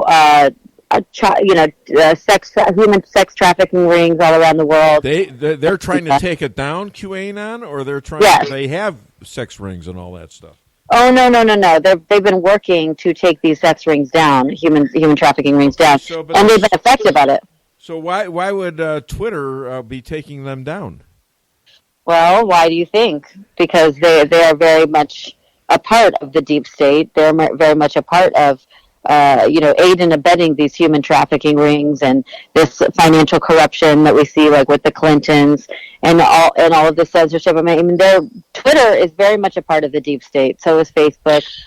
So are all these. We as Trump supporters, that makes us part of the cult of the QAnon. Is that right? I mean, if you support Trump and if you support, taking down the deep state and draining the swamp, then yes, I would. Do we have conventions? Do we go to Christmas parties or Hanukkah parties? What's the benefit of being in this kind of a cult? In a QAnon, the QAnon community. I don't know if there's no conventions or anything that are organized that I know of, but it's good to have people that share the same thoughts and beliefs and that are trained to think outside of the media. There's a group. There's a group on Facebook that I joined. Mm-hmm. Which is QAnon, and I just thought it was a Trump supporting thing. I didn't know there was a story behind it until I read some other stuff that it was being banned on Twitter. So and Facebook, everything. So the Republican convention versus the Democratic convention. What was the contrast there? And because of it, who do you think wins? Well, I think that the contrast was pretty severe, night and day. The DNC was very much scripted, planned, rehearsed as far as the speeches go. I hated the Zoom people that they had digitally imposed, Zoom fans in the audience, and the way that they would just, Joe Biden and Kamala Harris would just wave at them, like very cheesy. It was extremely cheesy. It was extremely corny. It seemed extremely fake and inauthentic and just very icky, very cringy. And then with the really bad jokes and with the horrible, quote-unquote, artistic performances, like the 80s, the bad 80s video, and then the Billie Eilish was a satanic worshiper. Those were all just horrible. And it was very dark and foreboding. Yeah. Really hard to listen to. I mean, really difficult. Now, contrast that to what I thought. Forget about the fact that we're in a pandemic and that a lot of people are doing this remote. I thought the Republican convention, this past one, was the best one I've ever seen any convention of. I mean, I couldn't believe the great speakers Trump had there. Mm-hmm. And I'm not sure if I agree with that, but I do think, on the whole, the RNC was a lot more enthusiastic, positive, patriotic, authentic. The people that they had there speaking, they had real stories to share, and not just scripted stories. And they were live. They were live, and they were not taped. Yeah, I think the live versus pre-tape thing made a big difference too. But I was still upset that they didn't have fans in the audience most of the time. Even with social distancing, they could have had audience members, and it would have made a big difference, I think, in the enthusiasm and the way that the speeches are received. Because no matter what, you can have the best speech ever. You're speaking to an empty audience, and it just doesn't seem right. It feels fake. Sure. I'm going to go back to this other question that I just remembered. Mm-hmm. The terms of, does Trump get elected? The funny thing about, and I don't mean to joke or anything about this, the riots. The Democrats didn't mention the riots the whole time they had their convention until some ratings came out, some polls came out, and said, as you were talking about, we were talking about blacks upsetting Democrats. And all three of the ethnic groups that were studied, out of the black population, 35% of the blacks are leaning towards voting for Trump. That alone would throw the election to Trump because he got like 8% the first time. Mm-hmm. Number two, Latinos, 36%. 37% roughly, and then Asians, 36%. all three of these categories, and Trump wins on a landslide. Don't you think? Right, 100%. I think so. But we cannot get comfortable. Of course, we cannot get cozy. But he does seem like he's sweeping in a lot more of the black votes. I do think a lot of people, because the riots and everything were mentioned a lot by the RNC speakers, and I think a lot of people are not dumb enough, to see through that, and they see, wow, the DNC hasn't mentioned that the fact that America is burning and it's because of them, but the right is, so they're willing to protect Americans and go to bat for them. I think that's a big calling card. Why are the Bushes in hiding? Why are the Bushes hiding in the bushes? That's a great question. Where are they? I thought they were Republicans. No, not really. They're rhinos. Now we know they've been exposed. Yeah, wow. I mean, they're all going to vote for Biden, apparently. And he's good buddies with who? Barack Hussein Obama? What the hell happened to these people? Were they frauds all this time? They were deep state members. Huh. They're all deep state. Yeah, all right. Hey, they're all deep state. Does what does the attack on our statues and history remind you of? Does it remind you of a certain book? It reminds me of George Orwell's 1984.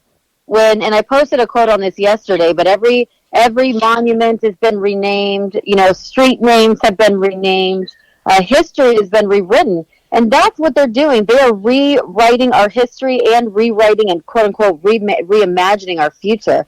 This is what they're doing, and they're putting it in black and white at this point. They're just saying what it is. They're doing it in schools. They're killing history in schools. Right. This is amazing. This book, 1984. 1984. Right. It's just a couple years late, but it's happening right now. It's our reality right now. Nothing exists except an endless present, which is the party is always right, and that party is the left. That's happening right now, folks. So we have to fight so hard to take back America. I mean, this is the most important election in history. More important than 2006, I think you're right. All right, tell us about your book.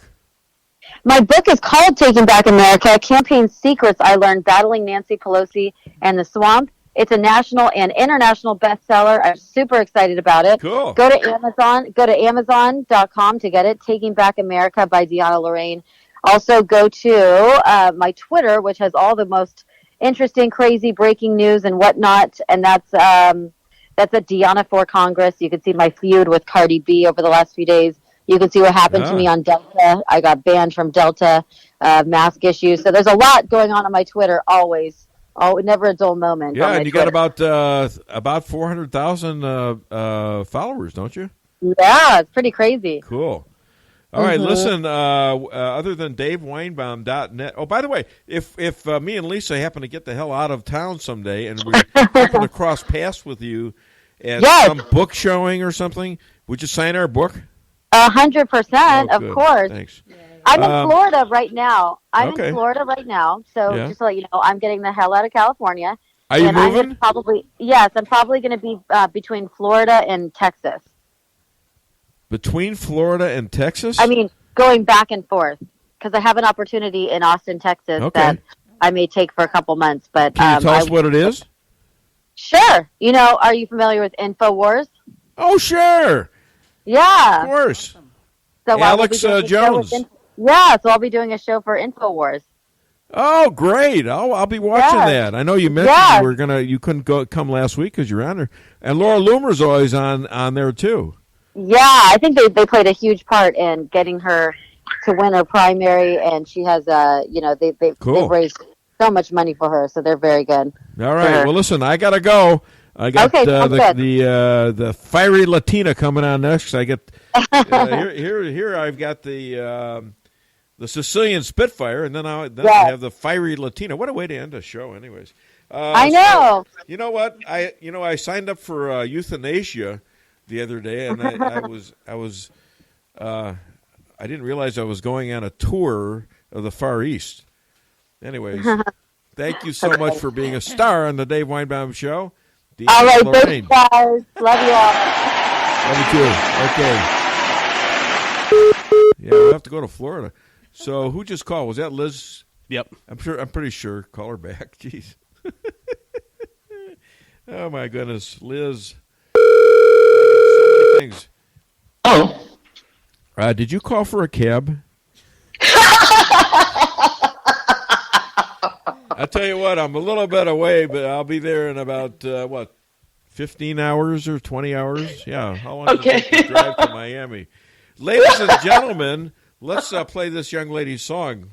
Hopefully she's got coffee in her system now. She's in all right. Superstitions, black cats and voodoo dolls. I feel a premonition that cartwheel make me fall. Okay, I did the cartwheel. How does she know? Let her think about it. That's not true, Liz. Stop it. He's doing no cartwheels. Stop it. I did a woke cartwheel. How's that? Ladies and gentlemen, at age 6, this woman was captured by an American white shark who saved her from Fidel Castro. He dropped her on the beach in Miami, and she's been there ever since. Please welcome the fiery Latina, Liz Cabrera. There you go. Well, hi, Lizzie. How you been? Oh, my God. How are you? Do you ever get off Twitter? No. Gosh. This is getting worse. Now it's Twitter, podcast, True Did you Channel. do a show last night? Yes, I did. I was on the True Channel. It's called it's a digital production, a multi-platform dedicated to politics, economics, opinion, and debate at the White Studios in Miami. They're located in Miami Lakes, 14470 Commerce Way. How was it? It was an amazing experience. That was really Is it still online? They are all well. It's not the production that I did yesterday is still online. You can go back and hear it. But I was really live on a TV station. Is what it was. Cool. So basically, we were covering me and Maria talk. Were you wearing clothes? Yes, I was wearing. Okay, actually, good. I was wearing long sleeves. Long sleeves. Okay. Well, for once. Because once, I saw you and I didn't look like you were wearing anything. I was just. No, I would never. It's just very hot here in Miami. Yes, I know. So the weather, it just calls for. I know about hot things. Yes. It's very hot. What was so inspirational about the First Lady's speech? We always knew that. We always know what the president was thinking, don't we? Yes, our First Lady. I would say from the first time that he walked down those stairs, she was his greatest promoter, and I think she knew in her heart that her husband needed to do this. And very strange, the left always tries to portray them as not a couple. Actually, I think they're a very strong powerhouse. I think they really complement each other. I think she's very much in love with him, and her with him, and him with her. Yeah. And I saw it when he did the speech. I almost was in tears, because you can tell when a man looks at a woman with a lot of love in his eyes, and he was like so flattered by the way she spoke. She's a very intelligent woman. I'm looking at Lisa right now, but I'm not getting any response. I'm retweeting Lizzie. Well, I'm busy. She loves me too. I do too. Did you know she? Somebody said that she was henpecking me, and she said she had to go to the bathroom, and it was to sharpen her beak. Oh my God! Oh my God! Right up there with the cartwheels. There we go. All right. Yeah. We've already done that joke today, so we're going to move on here. That's okay. Hey, what were the major contrasts between the Dem and the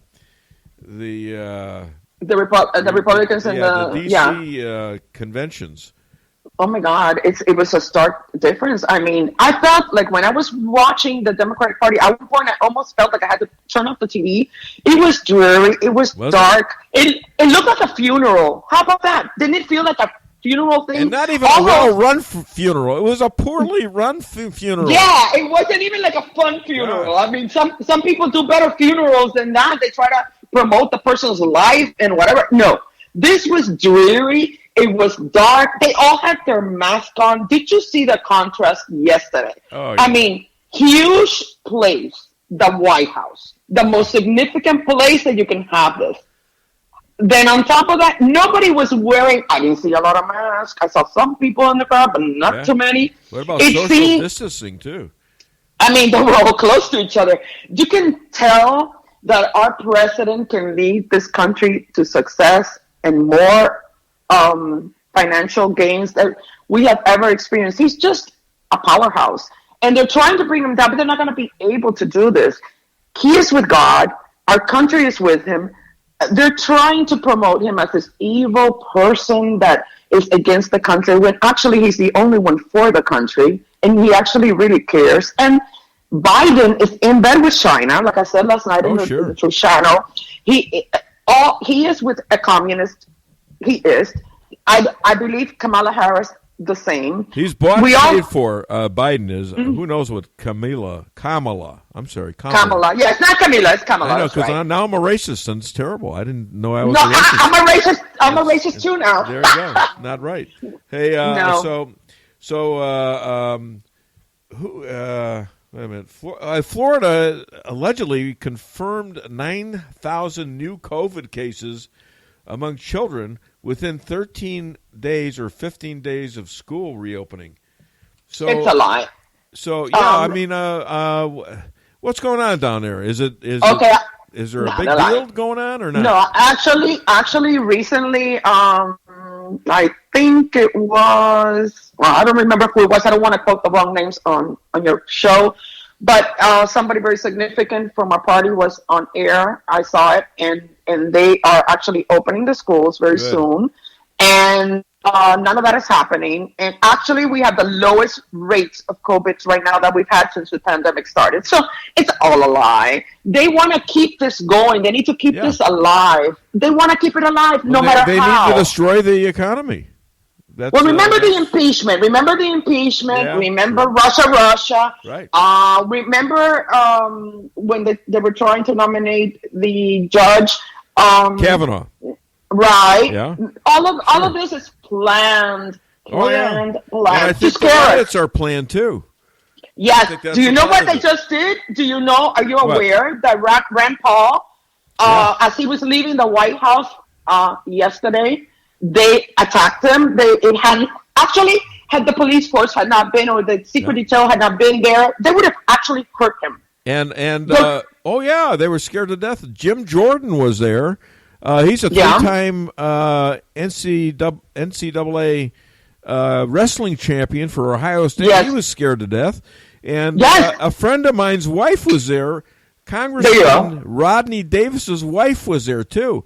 God Almighty! I tried to get Rodney's dad to call. He was in D.C. and I didn't. Right? Maybe he didn't see it. Maybe he's worried he didn't see it. I mean, it's chaos. They're trying. Yeah, listen, this is a block away from the White House. This is civil war. That's what I'm thinking.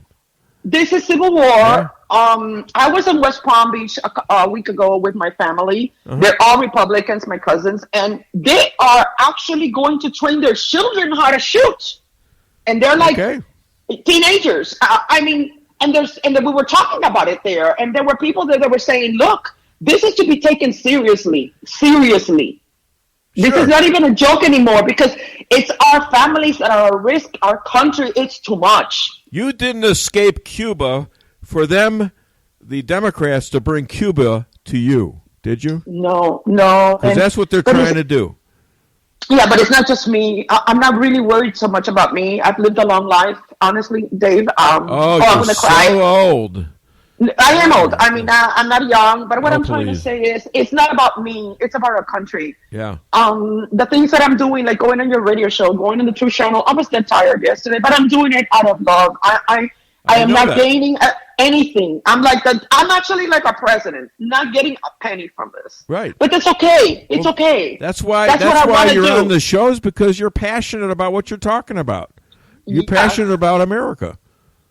I'm concerned. I'm worried. I don't want the USA to go through this. Me neither. I don't want this for our country. This is my country. This is my country. So, I feel it more than my own. So what do you your take on people that live around you in Florida? Like, how about Jews, Christians, blacks, Latinos, Asians? Well, what do you think? I think they're for Trump. I think that actually, if in the last presidency in 2016, they were hiding under a desk, not saying, they're doing the same thing now. Some are out there. A lot of us are out there doing. There's going to be a huge caravan. When I go to the AMP on October, I just found out there's going to be another caravan that they've asked for permissions from the police, and the police is going to be escorting people. And right now, they say this is going to be the largest caravan in Miami. But I might not attend because I'm going to be at the AMP with Maria Todd, the girl that I was on the news yesterday with, and others. So I cannot be in two places at once. There's going to be about 1,000 cars right now already. There's 1,000 cars signed up to go. So what I'm saying is, listen, we are here. We are real. I feel sorry for the Democratic Party. They're going to cry. They're going to wish. I don't feel sorry for them one bit. No. After what they tried to do to Trump? No, of course. But what I'm saying is, they're going to leave. Should I say it? Hell. Yeah, they're going. That's what's going to happen today on 11/3. Well, yeah, I mean, it's going to hit them. They deserve it. They deserve everything they got coming to them. Absolutely, this is evil. What they're doing, evil. You don't try to overthrow a president the minute he comes out off of an escalator to announce that he was going to run for president, which is about as soon as they started conspiring to get rid of him. They've done this in Venezuela. They've done this in Cuba. Right. They've done this in everywhere that has been communist. This is really an interesting time for a guy like Donald Trump to get elected, because I don't see any other Republican. Well, maybe there's a few out there that could do this, but not the way Trump is doing it. No, Trump is at another level. I keep thinking, and it takes me back to, where is this all coming from? His strength, his inner strength has to be coming from God. I think this is... I think you're right. Evil against good, Satan against God. This is something that we are close to I don't even want to say. Just let's put it this way. We need to keep fighting. We need to keep standing for our president. We need to go beyond being ourselves tired, and we need to continue to be a team. And if I'm given the opportunity on your radio show and a TV show, wherever, I don't care what I look like. I don't care if I'm with my sundress or wearing a jacket, whatever. We need to talk. You don't care if you're dressed? Is that what you said? No, what I mean. I'm sorry. This is a podcast. We can't do that here. You. No, I love you. You see, that's what I love about you. You have this amazing way about you. You're born to do this. And you taught me to not be scared. And I love you, Lisa. Well, and Stan. You know why? That comes through? Because I was totally scared to speak to anybody above 3 people for a lot of my life. I had to work on this. I had to actually work on doing this. It is that way. No idea if I could ever do this, and I've taken steps. No. And now, as I'm in my 70s, Well, you look amazing. Are you kidding me? Where am I going with this? Yes, you're going to keep going. It's where you're going, and you cannot stop. All right, hold on a second. I think we have something from the crowd. We do. Liz, your host from last night, Maria Todd, is on, and she's got a couple of questions. I think one was from earlier in your conversation. Her question is, do the cases and quotes have any symptoms yet? But she just posted another question that says, Soros is paying these operatives. Any proof that he has violated child labor laws yet? Pound Antifa BLM prepaid cards. Well, thanks for doing that. What's her name? Maria Todd. Maria Todd. Maria, appreciate that. They had a great show last night. Okay. Yeah, she's amazing, and I would encourage her to call your show. Yeah, sure. She's a very smart girl. Welcome she's anytime. Christian. She's Christian, and I will give her your number so that she can call in. And she's really involved. Yeah, this has been paid by Soros. This has been a long thing that's been going all around the net. We know it has been paid. The rumor of that is that Barr, Attorney General Barr, is actually investigating Soros now. Isn't that a time? Let me tell you something. You want to know what I think? And I was talking to Maria last night because we stayed on after the show almost at 3 o'clock in the morning. That's how passionate we are. Neither one of us slept. I saw We're crazy. This morning that you fell asleep or going to sleep at 3:30 in the morning. Yeah, and I was talking to her because we were so excited about the show that we had just done. We're passionate. So basically what I'm trying to say is, yes, we know, and we think, at least I think, that once Trump wins, this is my personal opinion, and I know he's going to win. You could say it again here. Today is 8/28, 2020. I'm saying again, he's winning. Well, I'm agreeing. I'm predicting it too. I don't know it. Well, we can speculate what we already are feeling in our hearts, Right. and God is putting in our hearts. Anyway, yes, I think that Barr will straighten this whole mess after the election. It will not take place anytime prior to the election, and the reason is they cannot have any more civil unrest than what we have going on right now, and they can. I think if Trump wins, though, you're going to have civil unrest. You're going to. I know. Dems aren't going to concede. Remember what Hillary said. No, but we're going to make them concede. How about that? Well, I think Barr. That could take a shooting war. How's that? It might. We might have to be ready for that. Yeah.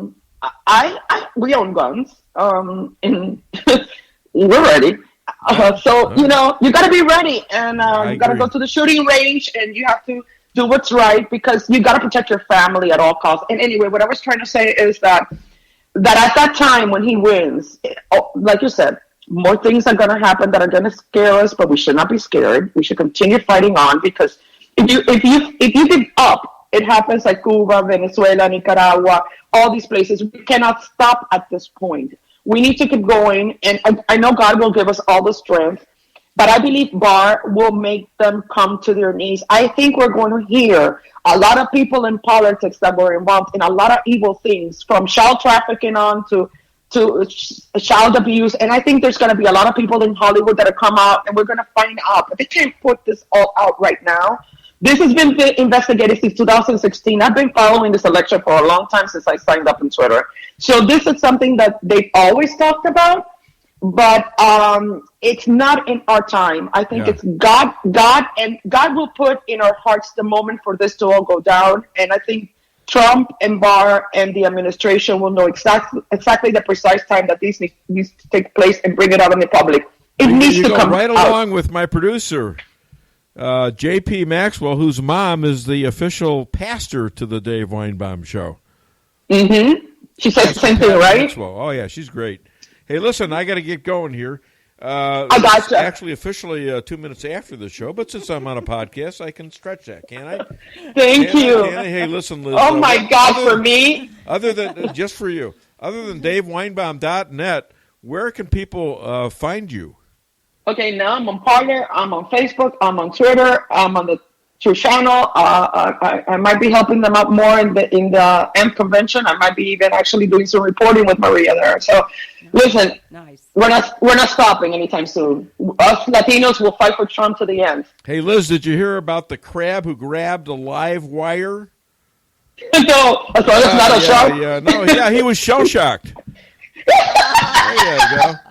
Love you. There you go. Oh, he liked that one. He's usually giving me crickets. Hey, Liz, thank you so much again for being a star on the Dave Weinbaum Show. And you know what I appreciate? I appreciate your friendship, and I appreciate how much you promote yourself on this show, because I'm pretty sure you got a large audience just from you. She does. Thank you. Everybody wants to know what the hell Liz is doing all the time.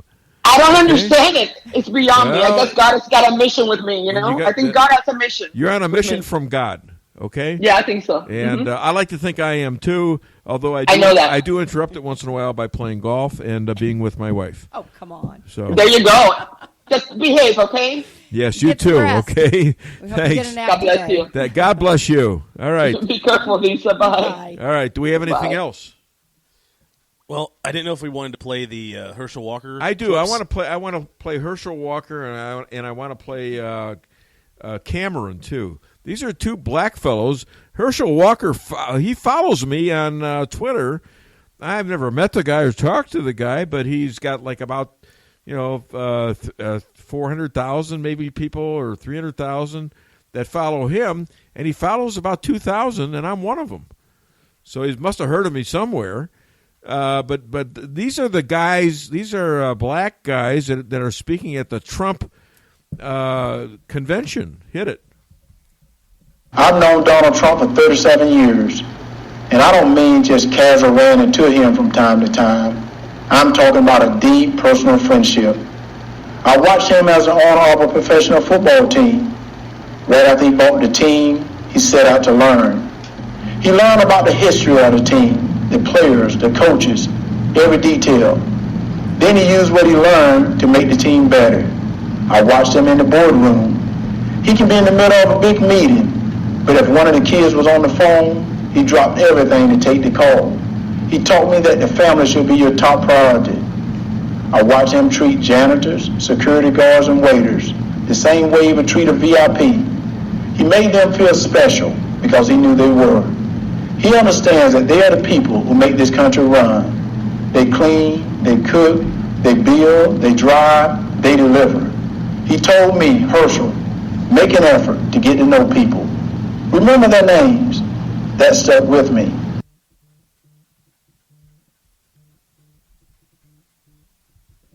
I plan to take his kids to Disney World with my family. At the last minute, Donald said he'd like to join us. So there he was, in a business suit, on It's a Small World ride.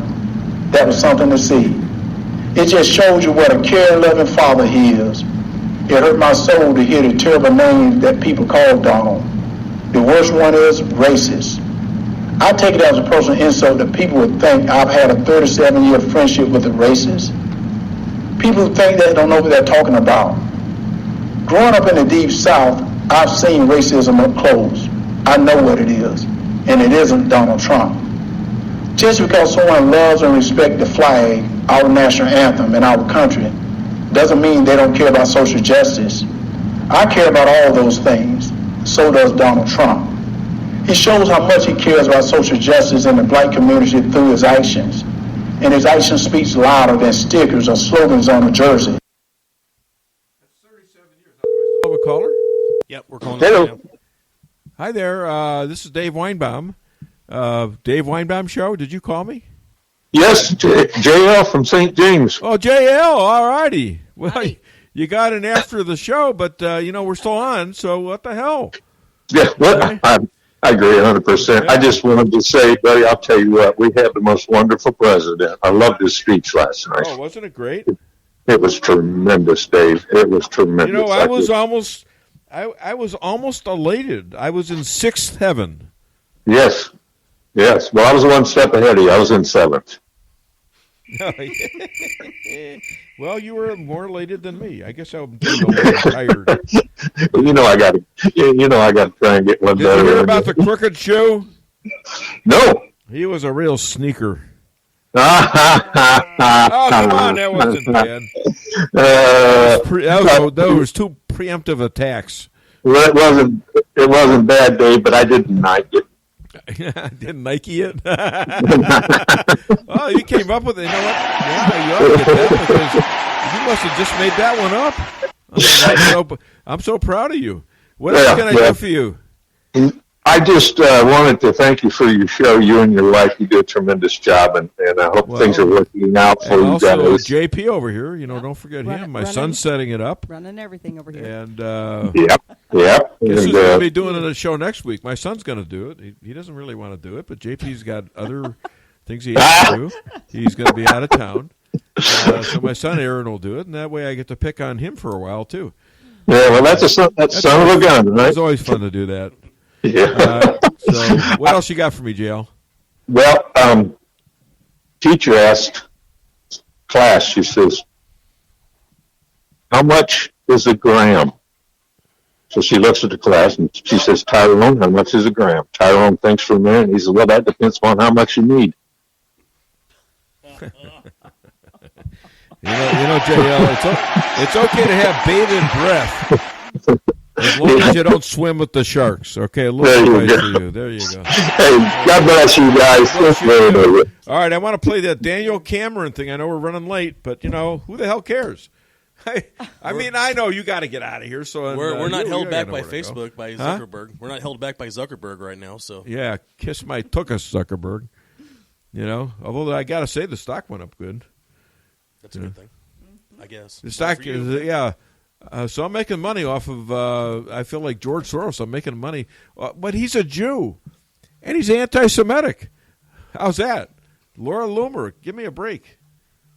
Is there anybody else on the phone? I got a few comments we can share. Yeah, go ahead. Well, Pastor Pat was watching today, of course. And Who? we had Pastor Pat. Yeah, okay. And we had Dana from Arkansas. We Yeah. had Darla, who commented that she loves the show. Great. Stan loves the crickets. And, of course, we're always thankful for Gary sharing the show on Twitter as well as your many other Twitter followers. So, yeah.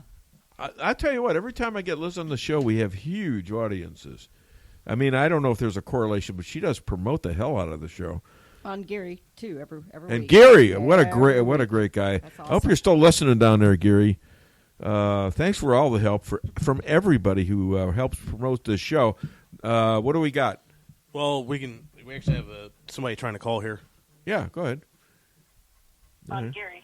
Hi there. Welcome to the Dave Weinbaum Show. What's your name and where are you calling from? Down there, Gary. Thanks for all the help from everybody who helps promote the show. Okay, did I just call myself? No. How did I do that? Wow. You got my phone. All right, play the camera and thing. And this is another black fellow, AG of Kentucky. Hit it, please. My values were shaped by my faith and by my parents. I worked at their small coffee shop, meeting people from all walks of life. And I realized something. No matter who we are, everyone needs a cup of coffee. That lesson stuck with me because despite our differences, we all want the same things. For our children to have more opportunities than we did, to feel the dignity of work, and to believe that if you play by the rules, you can make a good life for yourself and your family. So the question is, will we choose the path that gives us the best chance to meet those universal desires? Or will we go backward to a time when people were treated like political commodities who can't be trusted to think for themselves? I think often about my ancestors who struggled for freedom. One more, ladies and I gentlemen. also think about Joe Biden, who says, if you aren't voting for me, you ain't black. Who argued that Republicans would put us back in chains. Who says there is no diversity of thought in the black community. Mr. Vice President, look at me.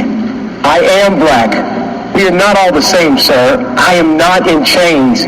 My mind is my own. And you can't tell me how to vote because of the color of my skin. Joe Biden is a backwards thinker in a world that is craving forward-looking leadership. There's no wisdom in his record or plan, just a trail of discredited ideas and offensive statements. Joe Biden will destroy jobs, raise our taxes, and throw away the lives of countless unborn children. And he is captive to the radical left, a movement committed to cancel culture and the destruction of public discourse. So blacks are all the same, right, Joe? They're all the same. Well, we need to hear more of this. We need to hear the other side of this. Is there somebody on the phone? Somebody tried to call, and I'm trying to call him back. Okay. All right, but yeah. I think they might be on now. Hi there. Welcome to the Dave Weinbaum Show. What's your name? Where are you calling from? Hello? What's going on? Is it check the connection? Hello? We're good. All right, I'm not getting it. So, All right, ladies and gentlemen, we're 13 minutes after. We're still on the show, and I think probably we ought to get the hell out of here. I'm going to work lunch and get a massage for my lovely daughter Sarah at Lavish Spa. Oh, there it is. There we go. Hi there. Welcome to the Dave Weinbaum. Whoops.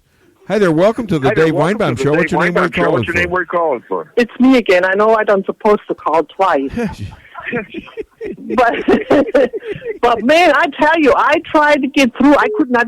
It's ridiculous.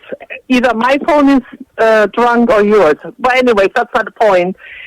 When I hear Liz's, when I hear Liz's voice, it reminds me of another Liz I worked with at Fort Leonard Wood. Yeah. And she was a sweetheart. And she was hot, too. She was hot, too? Yeah, she was, I think she was Mexican.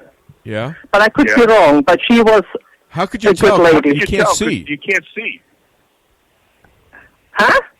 How do you know she was hot? How do you know she was hot? Did you take her temperature or something? At that time, I still could see. Okay. Okay. Right, Yeah, okay. at that time, I still could see. See, now you have me on edge about not, saying anything about being part of the unseen. You see? Because I think I insulted you when I did that. What? Never mind. All right. No, I don't mind. I don't, like I said, I don't care. I don't care about that. No, at that time I still could see. But anyways, that's what I was going to say. Every time I hear her voice, I think of her. Well, that's sweet of you to call. Thank you. And if you have any other hot women for me, would you please call when my wife isn't here? You're married. You shouldn't even think of that. Well, why are you telling me about hot women then? Well, so what? The men tell us about hot guys, so who gives for that? You're married. Should I be calling you up with hot guys? No. Okay. Bye. My God. All right. Well, thank you so much, Bridget. Love you all the way out there in Maine. Don't trip over a lobster, okay? Thank you. Bye. Another caller? Yep. Never mind. It's busy. He's busy? I didn't know it's a he. Okay. Well, I guess this is it. Ladies and gentlemen, thank you so much. I thought it was a great show. JP, what did you think? Oh, there's another one. All right, go ahead. Hi there. Welcome to the Dave Weinbaum Show. I guess I'm still on. What's your name? Where are you calling from? Hi, Dave. This is Pastor Pat. Oh, hi, Pastor Pat. How you doing? Hi there. Real good. Pastor to the Dave Weinbaum Show. How's it going? Yeah, he's got. Oh, what a suck up, isn't that? What a nice little boy. He turned on the applause for you, Pastor Pat. Well, thank you, son. Yeah. Well, say hello to your mother. Hey, Mama. How you doing today? Oh, we just had a great show, I think. Yeah, so. I think so, too. Yep. Y'all are doing great there. It looks like it's going to be a marathon, too. I don't know. I just had to call in, Dave, and tell you that this show that you're doing is so important. It is just so important with what is happening, and as Liz was talking about God and all that, and I've told you this before, but it's just in my heart so strong today, especially after Liz saying something again. You are so in the path that the Lord has for you. This is my view, okay? This is a minister's view, but pastor's view, but you are so in line and so in place with what's happening in the realm of everything that's going on. And what you're doing here in Rolla, Missouri is so important, and God has altered your footsteps to do these things because you're a great part of what's going on for our nation, for God himself, for Christians, for anybody that wants truth, integrity, and they want the right things. You are it, Dave. You're it. That's very kind, as always. And as I've seen you work, and you're really good at what you do. So I sort of have to believe that, well, maybe there's a little bit of truth to that. I always try for God's guidance on making the show about what He would think He would want us to do. So yes, yeah, thanks. I mean that's very encouraging from you. Yes, a lot of respect for you, a lot of love, and I just think maybe God does want me to do this. So yes, from a pastor's view, I can sure see that, and I know others. You know, they see it too, and I'm telling you, it's just blessing. Even though it's a fight, you know, we know that it's a fight doing that, but blessing after blessing comes from that, being strong enough to stand in the battle, stand your ground, stay there. Even if you weren't saying anything, you're still strong. The presence there is strong. And then when you're able to say something with it, then that just really doubles I'd call it the power, or doubles the authority there. Well, if you don't do God's bidding, or you believe in God's bidding and don't do it, I believe you're you're missing something. And Yes. I really believe God wants you to do stuff to solve the problems. He doesn't want to solve everything. He wants you to do it. That's why he gave us some intelligence, some brains, and some chutzpah.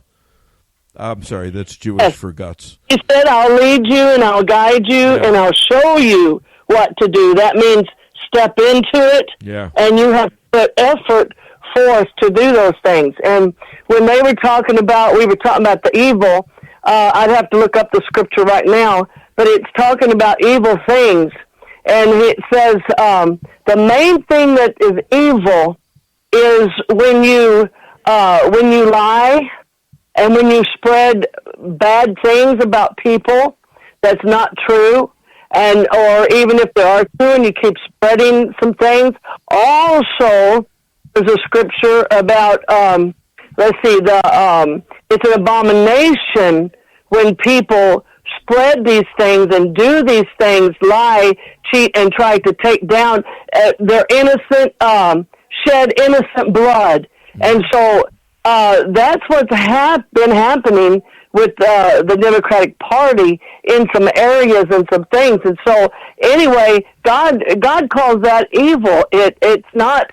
Some people have a scenario of what's evil. Well, this is evil. That it's a person out there doing what they don't want them to do. No, that's not called evil. Yeah, I think just listening to the Nancy Pelosi tape of how she will make up lies about people as a part of just everyday political activity, and then sell the lies to the press, and then get the press to. And then you cite the press saying, "Well, see, it's in the news, so it must be true." That's evil, in my opinion. Yes. And it describes the whole Democratic Party and the way they do things. I think a lot of times the line of between good and evil is pretty thin. Yeah. And All right, Pastor Pat, I got to go work drive-through, or I'll have to dock myself pay. Okay. All right. Pastor Pat, thank you so much for being the pastor. The official pastor to the Dave Weinbaum Show. Give her some applause, Sonny. He almost gave you crickets. There you go. Hey, Pastor Pat, thank you so much. Hi to Jim. Okay? And your sister.